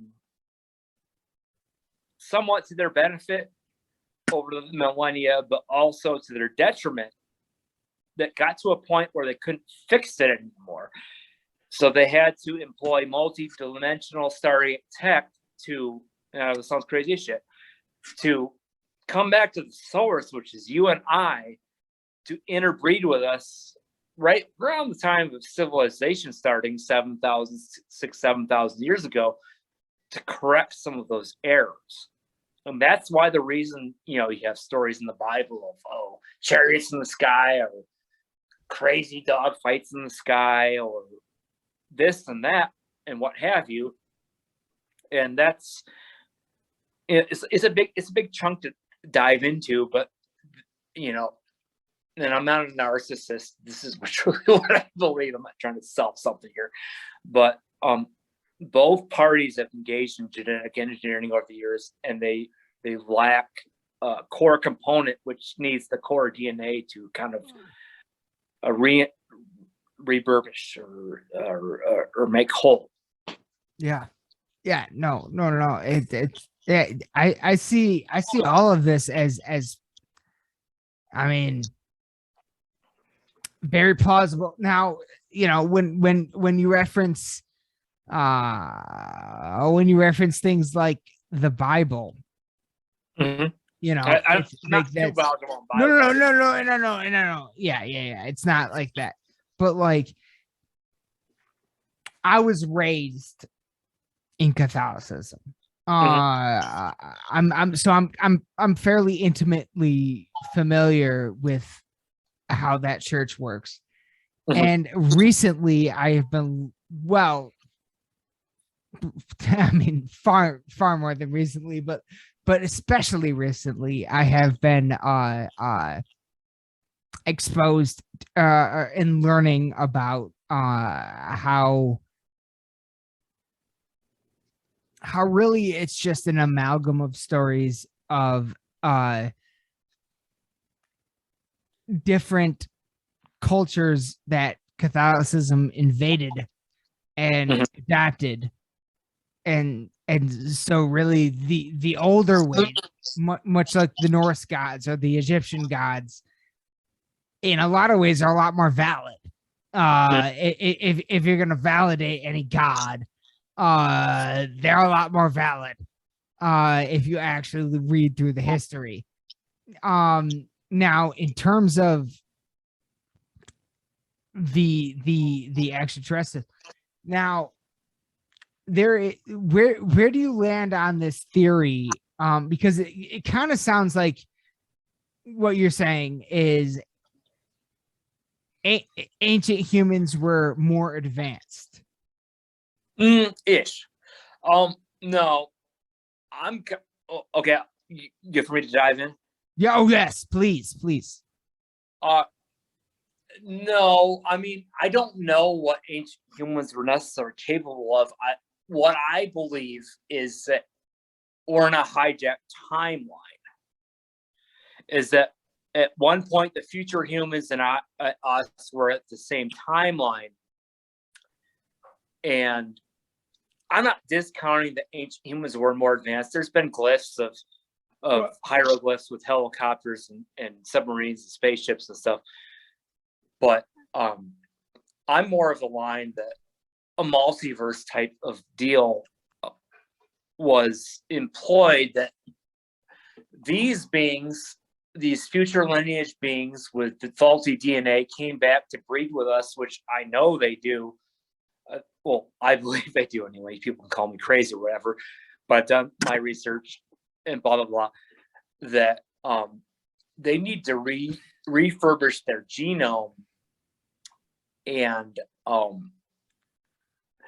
the reason for disclosure now is they see Earth as a kind of a sacred biosphere where all the life forms, they see it as kind of a sacred zoo. They want to return to a pre-industrial state.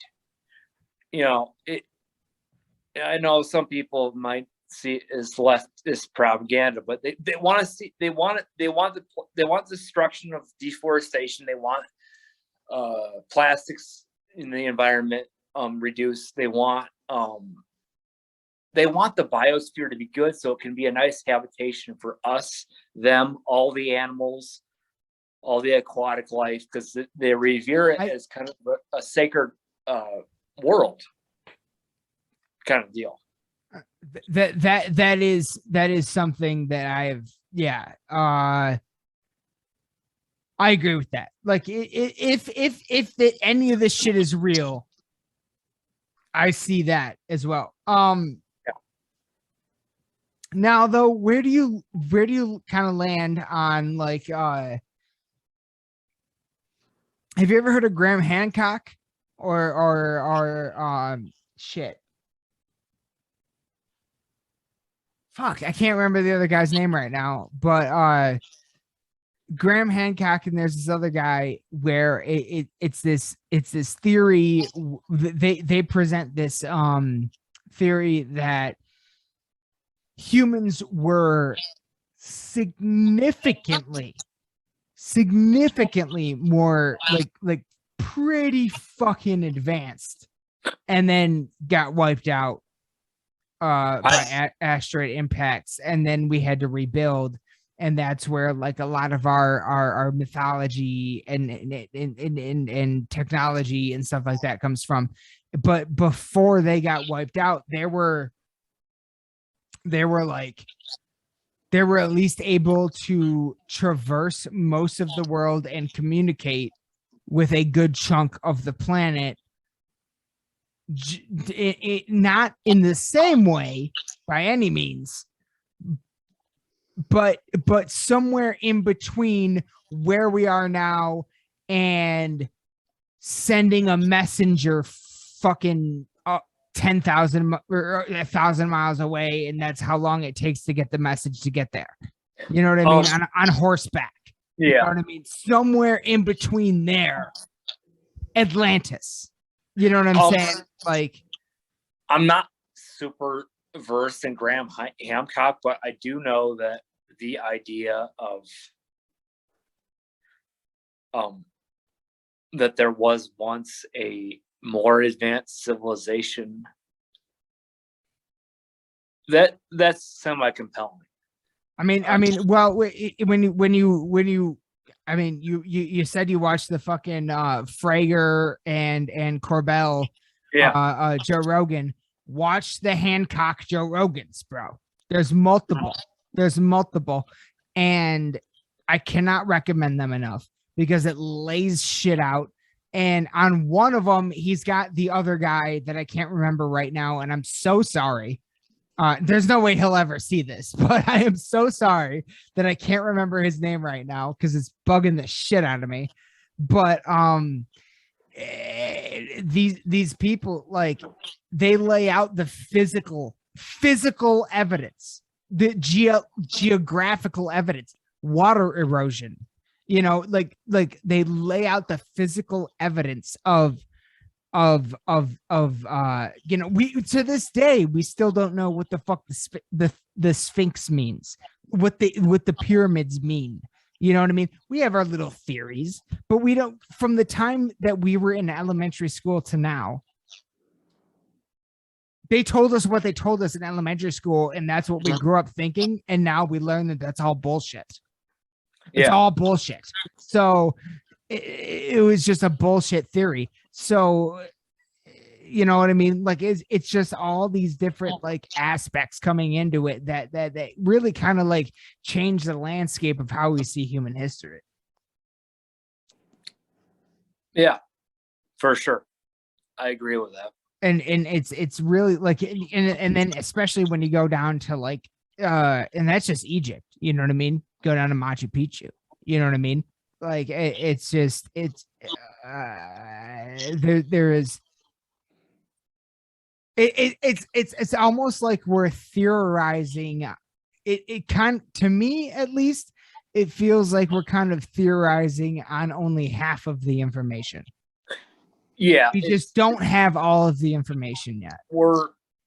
I'll admit, like as obsessed as I am with this stuff, we're putting together pieces of a puzzle. Exactly. For sure. Yeah. And to go even further with that into the next thing, I I know from watching some of your videos and stuff that you are interested now that you're interested in doing some paranormal research. Oh yeah, for in sure. terms of going to supposed haunted locations. Oh and yeah, things like that. definitely. Yeah, it's just that I can't wait to do that. Yeah. Now, my first question is where do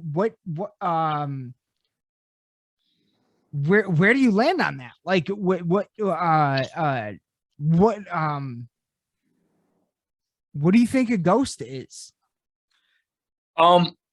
I'm not gonna lay a claim to what all ghosts are, but I think a lot of poltergeist activity can be explained through technology. Oh, really? Yeah, a lot of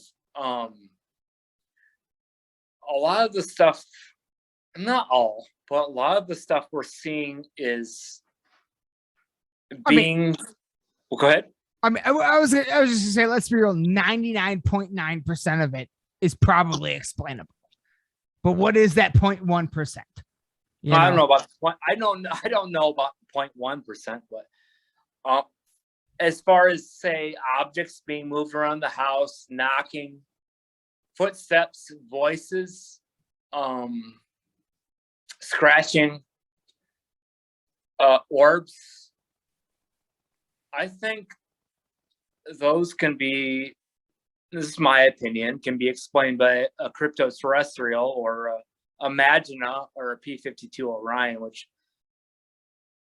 have more than 1 million population between the Earth, Moon, and Mars at this point. And I know this is all just like fucking shit I'm blowing out my mouth at this point. It's not been proven yet. No, I love it. I love it. Okay, so for instance, if I can, Are you good? Are you fine? Low You're power. fine. No worries. I got some pictures here somewhere.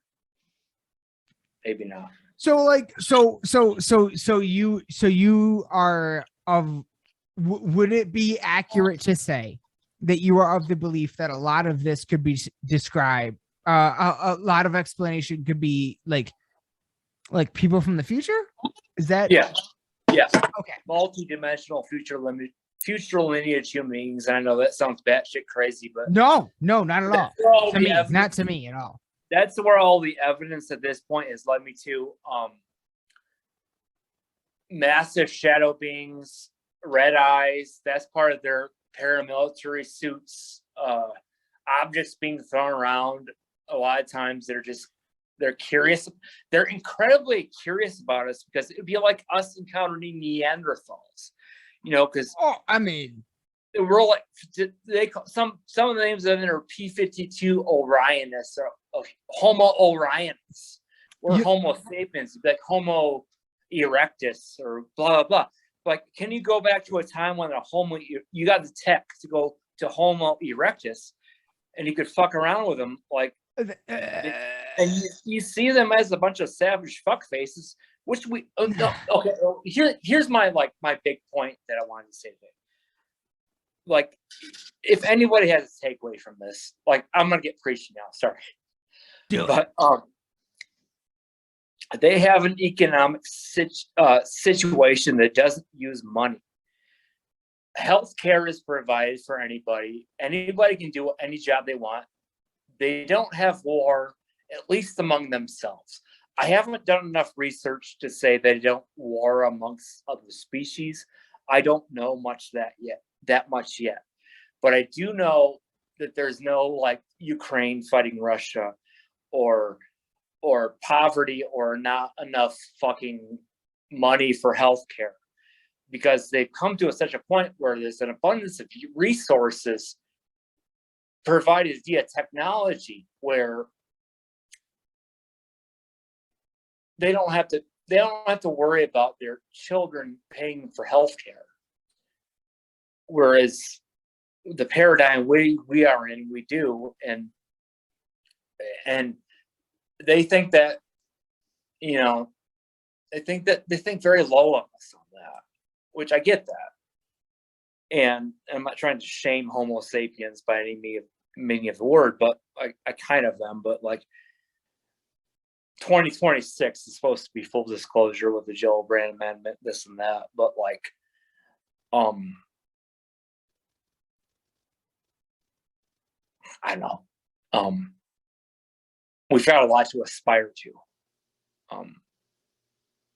We've got a society where poverty is eliminated because healthcare is insured, and I'm not trying to be leftist propaganda here. I'm just trying to say that I don't think you are at all. I'm just trying to say that, as someone as an experiencer myself, these people have a lot to aspire to, and people call me out. Oh, you're just a nut job. I don't care. Life free in pursuit of happiness. I'm having the time of my life. If I'm on that job, I'm having fun doing it. But anywho, I don't know more I was on all that, but you can take it from here. Well, what would you? My question then, considering that you view a lot of paranormal experiences in that lens, then and I know that you already kind of covered this with saying not all. But how do you as an individual, I guess, reconcile these things like that are considered residual hauntings? Things like when you go to Gettysburg and you see a troop of people that aren't there. Well, I mean, as far as like Gettysburg and like case by cases, I mean, I kind of have to take it on a case by case basis. A lot of times, there's a book by Mac Tonys who's passed away. He called it The Cryptoterrestrials. A lot of these entities want to present themselves as ghosts to kind of disguise the truth because they didn't think humanity was ready or blah, blah, blah. Certain cases I'd have to do more research on. This is kind of a side note. I know that one of a high-ranking cryptoterrestrial that was corroborated by Charles James Hall and Ryan Musgrave Evans, a woman known as the Teacher of Branu. She encountered settlers in the 1800s in Nevada, and she tried to interact with them, and they thought she was a ghost of a dead bride. And stuff like that. So I guess I'm getting at is like it would be kind of a case by case basis. Like, I'd have to analyze each case. I don't claim to be an expert. I just claim to be an obsessed, passionate dude who's had his own experience and blah blah blah. But I'll answer as many questions you can throw at me. I'll try to answer everything to the best of my ability. But No. Yeah. Fair enough. And honestly, and for the record, actually, like this week, sometime now for everybody seeing this episode will probably come out in probably a week and a half to 2 weeks from when we're recording it. But this week that now we're recording it, I am going to be starting a brand new paranormal centric podcast. Right. And I already know that I have to have you as a guest on at some point because this is stuff that's absolutely fascinating to me. And you have really you're coming in at a very different angle than I am, and I'm fascinated by it, and I want to hear more about your thoughts. But I want to know, I want to talk to you now about like ghost investigations. Like what? Yeah. So have you ever been on one? Not yet, but I would love to do. And so if you were to go on one, I assume that you've seen the TV shows. Yeah, and I have a friend that had his own experience with an orb that I had my own ideas about. But yeah, I'm semi familiar with it. Yeah. So you know the basic kind of equipment that they use and things like that. Yeah. Yeah. If you were to go on one, because I heard you talk about it in one of your videos on your paranormal pontifications channel. Yeah. I heard you talk about it on one of those. How would you investigate differently than what's currently considered, I guess, the standard? I would look for a different thing. Because I kind of heard you mention that. Like, it sounded like you would take a very different approach. Yeah, I would probably well, for instance, I've come up with a shirt. It's a glyph for Orion's belt, Which is my favorite constellation, for the record. Oh, good, because you'll be a fanboy. They'll like you then. Yep. Anywho, I would speak to them more in a conversational, more direct manner, more of a humanistic manner, on not necessarily assuming they were spirits. I'd wear a shirt that would place that glyph on my shirt. There's even certain crops. Is that why that's the thumbnail for some of your stuff? Is that yeah, that blue background? The third triangle is very, you see triangle craft and people are always talking about, oh, TR3B. And even Luis Elizondo himself has said that the government would not test experimental craft on their own military. And that makes so much sense to me. They would not, I mean, conspiracy theories are interesting. Sometimes they lead to fruition and sometimes they don't. But these TR3B things, like, those are Magna craft. And we haven't even gotten into the other future lineage human beings. And there's other aliens out there that Stephen Greer is supposed to make contact with, which I'm not discounting, because the universe is an infinite, vast place. Literally. So fucking wide. But I guess my original point is, I don't even know what it was, but yeah, I'll let you take it up from here. Maybe you can refresh my mind. No. Fair enough. No. I was just asking, how would you do paranormal investigation differently from what you've seen? Oh, that's funny. I would it's kind of silly actually, but bear with me. The Magna don't eat meat, so they don't believe in that. And like I said, they're pretty woke, and I'm not trying to bog down on conservatives or whatever in the audience, but they don't.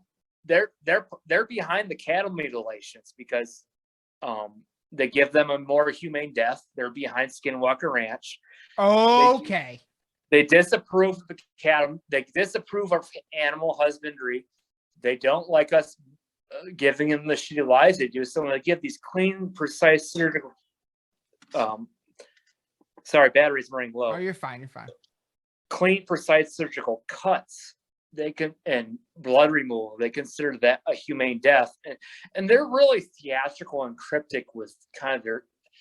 Sometimes when I had my paranormal experience, I wish they would just fucking text me, call me, and would scare the shit out of me less than what they fucking beaming images in my fucking mind. But they disapprove of the cattle imagery industry, and so like they're behind that. But so like the god damn it, yeah, the whole cattle, like everybody's slaughtering pigs and cattle for mass meat industry. Yeah Okay. And they think I'm against that too. I'm no vegan or vegetarian, but I'm against that shit. When they mutilate a cattle, it's done in an extremely it's horrible. Well, they do it a painless death, and it's more humane than what we do it as. And I'm not sure when my battery was going to die, so go ahead. Oh shit! I hope it's not too. Okay. Well, have you watched any? Have you watched any of? Do you have Hulu? I do. I'm gonna take this upstairs so we get some better charge. Yeah, I do watch it. Well, there's a show on there called The Secrets of Skinwalker Ranch. That's from that's originally I think aired on History Channel. It's 2 or 3 seasons on there right now. Fascinating, absolutely fascinating. And they actually have they had a quote unquote cattle mutilation happen while they were filming at the exact same time a UFO was filmed overhead of where the cattle was mutilated, corroborated. Like it's pretty fucking crazy. And that's just season 1. So I highly recommend that. But also, yeah, for sure. Have you ever heard of Annie Jacobson? Who? A woman named Annie Jacobson. Not yet. Hopefully soon. I highly recommend looking her up. I will send you. I'm gonna write that down right now. I'm gonna send you the Joe Rogan episode she was on because that's how I found her. And this woman. So there's the Freedom of Information Act. Mm-hmm. And so like you go to wherever that is to get the information that you want. You walk in, you go, I want all the information on Roswell, or I want all the information on Area 51. They got nothing. That's nothing. That's nothing to them. You have to actually know the specific document numbers in order to get that information. And she did the legwork to figure out the specific document numbers and released books on what that shit is. All right. And according to her, according to the information that she uncovered through the Freedom of Information Act, the Roswell crash was a Soviet spy plane that crashed in Nevada. And it was more convenient at that point in time for the government to say, yeah, it was an alien, as opposed to it was our enemy making it this far into our airspace at this point in time, which makes sense to me. So it's just like, you know, a lot of, you know, and that makes me, is that true? Did the government lie on the Freedom of Information Act documents? You know what I mean? I don't know. But like that makes logical sense to me. And that's right here. Like, and that's my whole thing when it comes to the paranormal is I've had a number of paranormal experiences in my life, but yet at the end of the day, I haven't had the one. And that's why this poster hangs in the studio at all times. I want to believe, but yet I still don't have that specific personal experience that makes me believe. Now, I want to get into real quick to close out because we've been going for much longer than as I thought we would. I knew we would. I figured we would too. Because I knew I would fucking love talking to you. The ghost hunting. Okay, so you have not been. Have you been on any ghost hunts yet? Just kind of one, kind of informal, and it was in Colorado, and it didn't really come to much fruition. But I want to go on more. All right. Well, my roommate and I are amateur ghost hunters. We have done many of the locations in Michigan that are available. You know, a lot of the places that you see on any of the fucking TV shows, Ghost Adventures, Ghost Hunters, whatever. A lot of those places you can fucking pay $100 to $150 ticket and get locked in for the night. And they'll provide you with equipment, with food. You know, they'll hook you up, but you get locked in for the night. And we in Michigan, I have done Fort Wayne down in Detroit 3 times. I've done the USS Edson, also called the Gray Ghost, docked out in Bay City. We've done the Dundee Mill. We've done Seven Gables Road. We've done quite a handful here in the state, and for the record, but nothing on your side of the state, honestly, nothing on the west side, now that I think about it. So 2 things for the record. 1, if you're ever looking for anybody to go with you, hit me up. For sure. I'm always down, especially because on your side of the state, you have the Manistee National Forest, which is a hotbed for Dogman, especially Reed City. And these are all places that I've been dying to explore. Yeah. And go ahead. Well, I was just gonna say, I cannot recommend enough for you to get started. I cannot recommend enough Fort Wayne in Detroit, and please, when you do that one, hit me up. I will be happy to join you. And I can definitely right around the corner is like my favorite restaurant on earth. So we'd have a great dinner as well. Like I've definitely had out of any of the locations I've been to like that, I've had more experiences at Fort Wayne than any other. I've seen some pretty not extraordinary, but kind of pretty crazy shit at Fort Wayne. And I've been there 3 times. Every time I've been there, I've seen something happen every single time. The second best in the state, that in terms of my personal experience, is the old Dundee Mill down in Dundee, Michigan, which is right down there, by Cabela's, right by the Ohio border. That place is pretty fucking active. Like that's one of the places that's probably the only time I've had an experience where it actually made the hair stand up on my arms. That place is pretty interesting. I had an experience because it's a museum. It's a museum, and they just let you. They just lock you in and let you go. And we were on the 2nd floor. And I just walked off by myself. I was in a group of people, and I just kind of like moseyed off by myself. And everybody else was on the far other side of the room. Far other side. Nobody was around me. And they got the velvet, things set up to separate you from the exhibits. And but you could reach out and touch them. And right over a velvet thing was a piano. Far on the other side of the room from everybody else.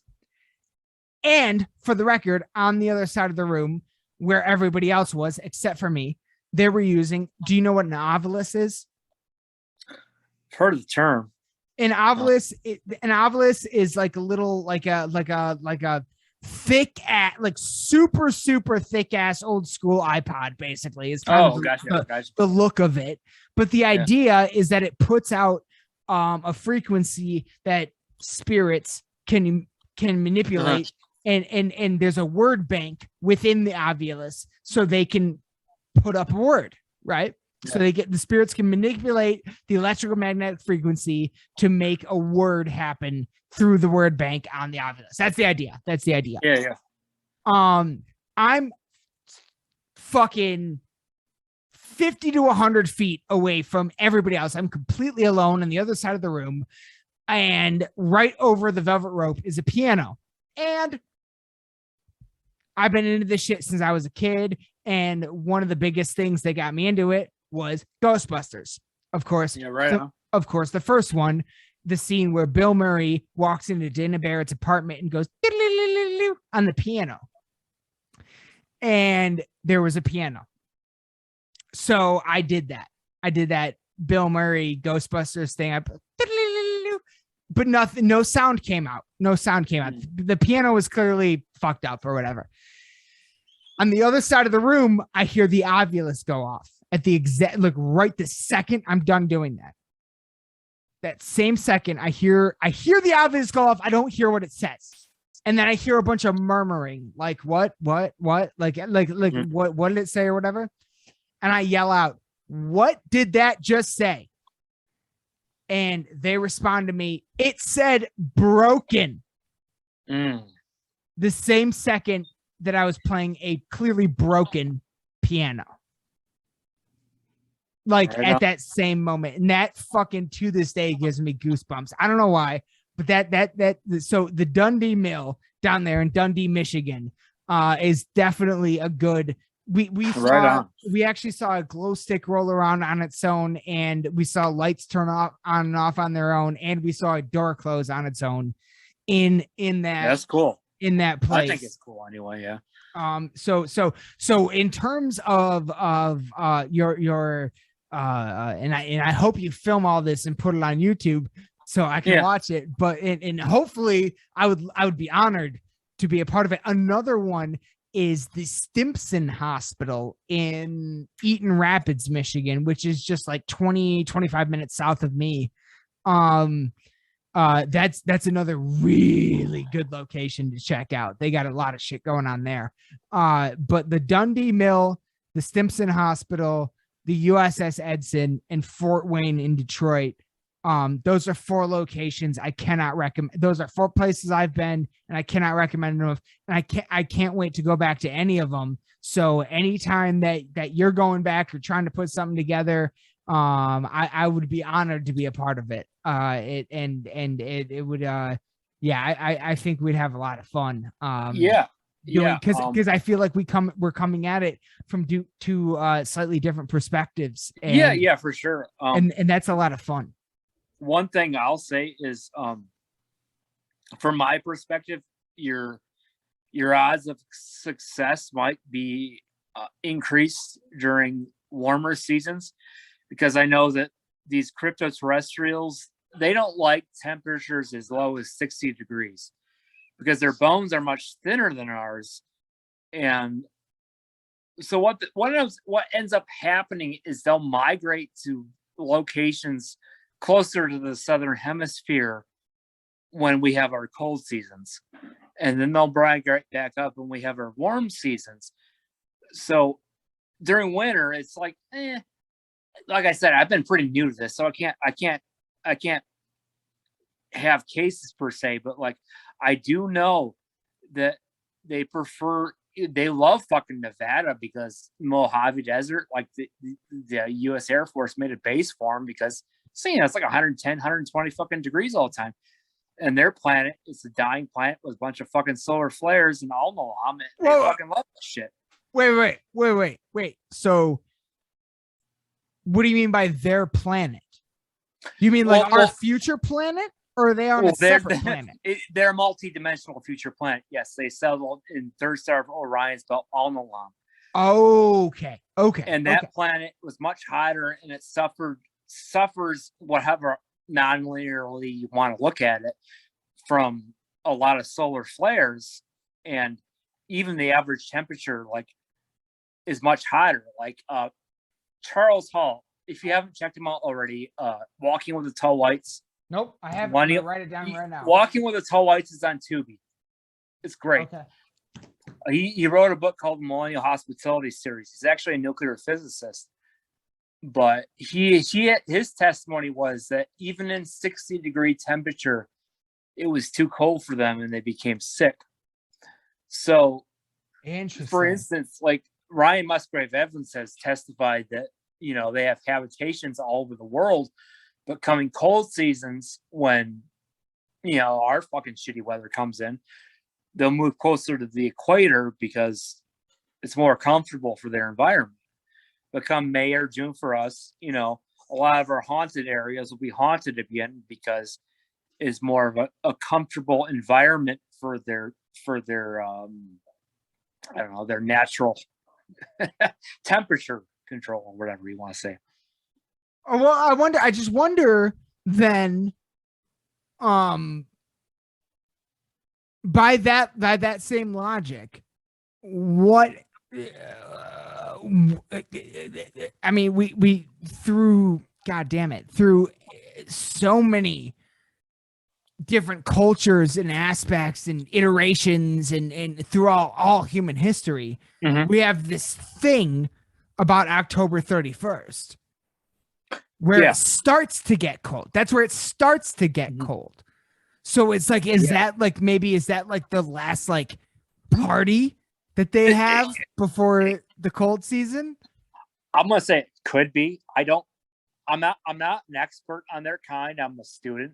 I'm learning from a master, Ryan Musgrave Evans. Like, I can't recommend him enough, but I need to look. Ryan Musgrave Evans. He's a man from Australia with a book and a great YouTube channel with many videos. I'm a student of his. We've exchanged some emails. He kind of corroborated my experience as compelling and he's a master in this fucking this extra dimensional future lineage human being shit. And like I said, we're so fucking far down the fucking rabbit hole here, but I trust them. Great. But that's just me anyway, you know. Yeah. No, this is awesome. And honestly, man, like Ryan Musgrave, I wrote it down, but I'm gonna send you some shit. So I hope you send me some stuff from him because I've not heard of him I'll do my before. best. Yeah. Yeah. And I'll send you some stuff, but dude, I have definitely kept you for way too long. And this is, I'm going to consider this part one because this is an amazing episode. I knew we were going to have a ton of fun tonight. And I definitely want to dive way deeper into this stuff with you. And like I said, I'm going to be starting actually a new podcast here in the next week, paranormal centric, called Follow the Reaper, which is a tribute to, of course, Children of Bodom. So there's going to be that element in there as well. But I definitely want to have you back on. Definitely want to meet you in person. Do you have any are there any live show dates that you guys have coming up? Any of your bands? Yeah, we got 429, the Flint City Hard Sidey. Shut up. Are you serious? Room 101, Ominous, I think it is. With what band? Who are you Room playing? 101, and I couldn't. This is me being stupid. I couldn't read the logo. Ominous, I think. It's a brutal death metal logo. Who are you playing with though? Room 101 and Room the Ominous. All right. Yeah. No. I mean, like, is that the band you're playing in? Yeah. Okay. Well, I'm playing in For the Desert with Room 101 and the Ominous one that I can't read because I'm a noob. If I can be there, I'll be there. I love that. I've actually seen a couple of shows. They're kind of a crazy place. Like they just opened recently, and they're like, I have a lot of connections to Flint. The co-founder of this podcast is my cousin who lives out there. And so I've spent a lot of time out there. Flint City Hard Cider is a place that Flint City Hard Cider. Yep. Yeah. They've been having a lot of good metal. They actually, last night they had a Lansing metal band, Dagon. If you've ever heard of them, they played out there last night. Haven't heard of them, but yeah, right on. They're excellent. But yeah, no, Room 101. All right, if I can, for some reason I feel like I might already. I don't know. But if I can be there for that show, I definitely will. I definitely want to meet you in person, man. I gotta see you play live. I definitely. I want to meet you in person. We definitely got to do this again. Ghost Hunt or Imagine a Hunt. I'll do it. Yeah. Oh yeah, 100%. Like my roommate and I are always looking for people to go on ghost hunts on. So if you schedule anything or if we schedule anything, I'll reach out and if you want to reach out to us, please do, because you will have, very much. We would be very down. Right on. This might be the first time ever on a podcast where I met someone that I end up on a ghost hunt with, which would be fucking awesome. I would film the whole thing, would post it all. Fuck yeah. Yeah, that'd be great. That would be fucking awesome, man. So just real quick, last question. Any big anticipated albums or shows coming up recently that you got? Like any big anticipated albums release or shows coming up?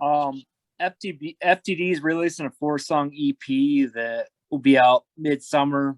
It's not, progressive metal. It's about a 32-minute release, so a little longer than your technical EP, but not sure on the release date of that yet. But it's going to be called Where the Red Poppies Grow.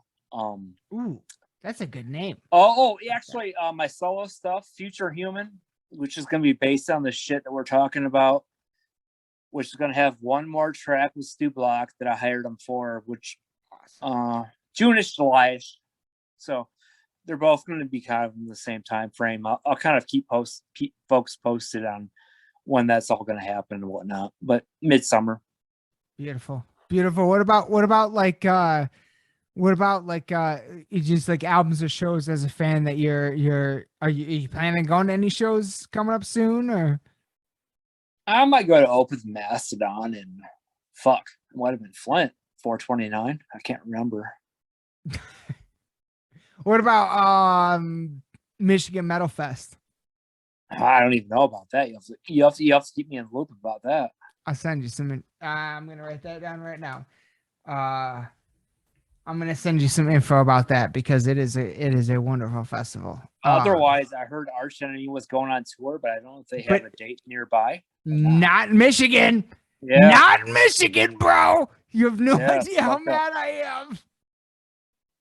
Yeah, it's a great tour too. It's a really good tour, but there's no Michigan dates, which really pisses me off because when I bought the ticket, it got canceled because of pandemic, I think, and then they never rescheduled the date. I'm like, really? Like, and I get it. It's not all on the band. They got promoters, routers, they got all these different things, but it's like, man, I wish you guys had rescheduled that one. But no. I honestly, dude, seriously, I cannot think. This has been one of my favorite episodes. Look, it's very rare that I get to do the first half about metal and the second half about paranormal, and these are the two things that I want to talk about the most. So this was extremely exciting for me, and where you're officially Crypt Crew for life. Like, you are welcome back on this anytime. I'm probably gonna bug you more than you want to be back on, because I want to talk to you more. I want to dive deeper into this stuff.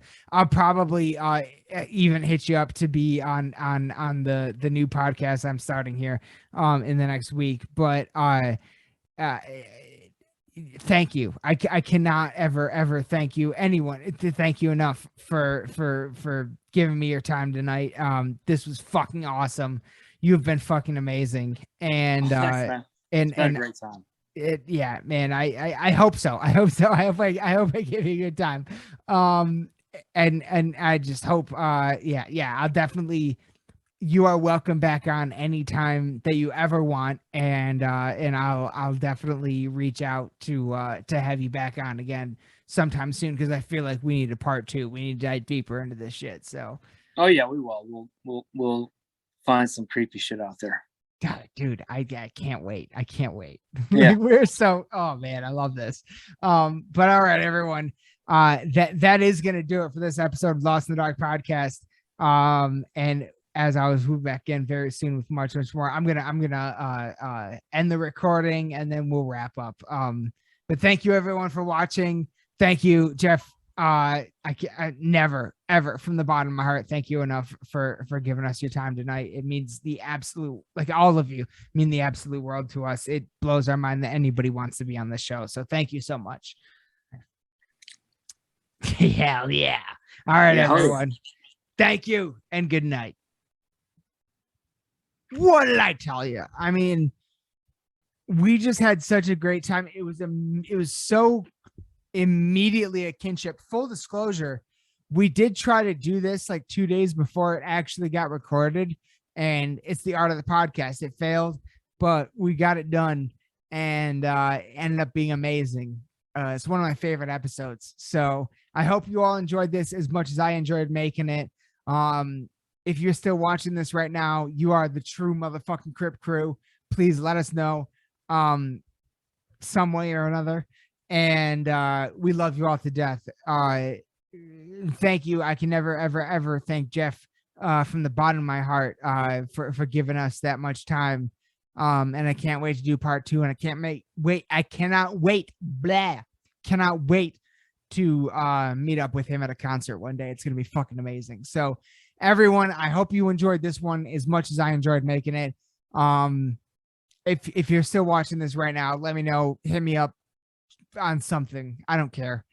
I really don't. Just hit me up on something to let me know that you're watching it. If you feel so inclined, I will respond personally. But that's going to do it for this episode of Lost in the Dark podcast. Thank you all so much. And as always, we got a lot more coming, as always, very, very soon. But until next time, y'all know what to do. Beat the fucking odds and bang your goddamn heads. We love y'all to death. Good night. Lost in the dark.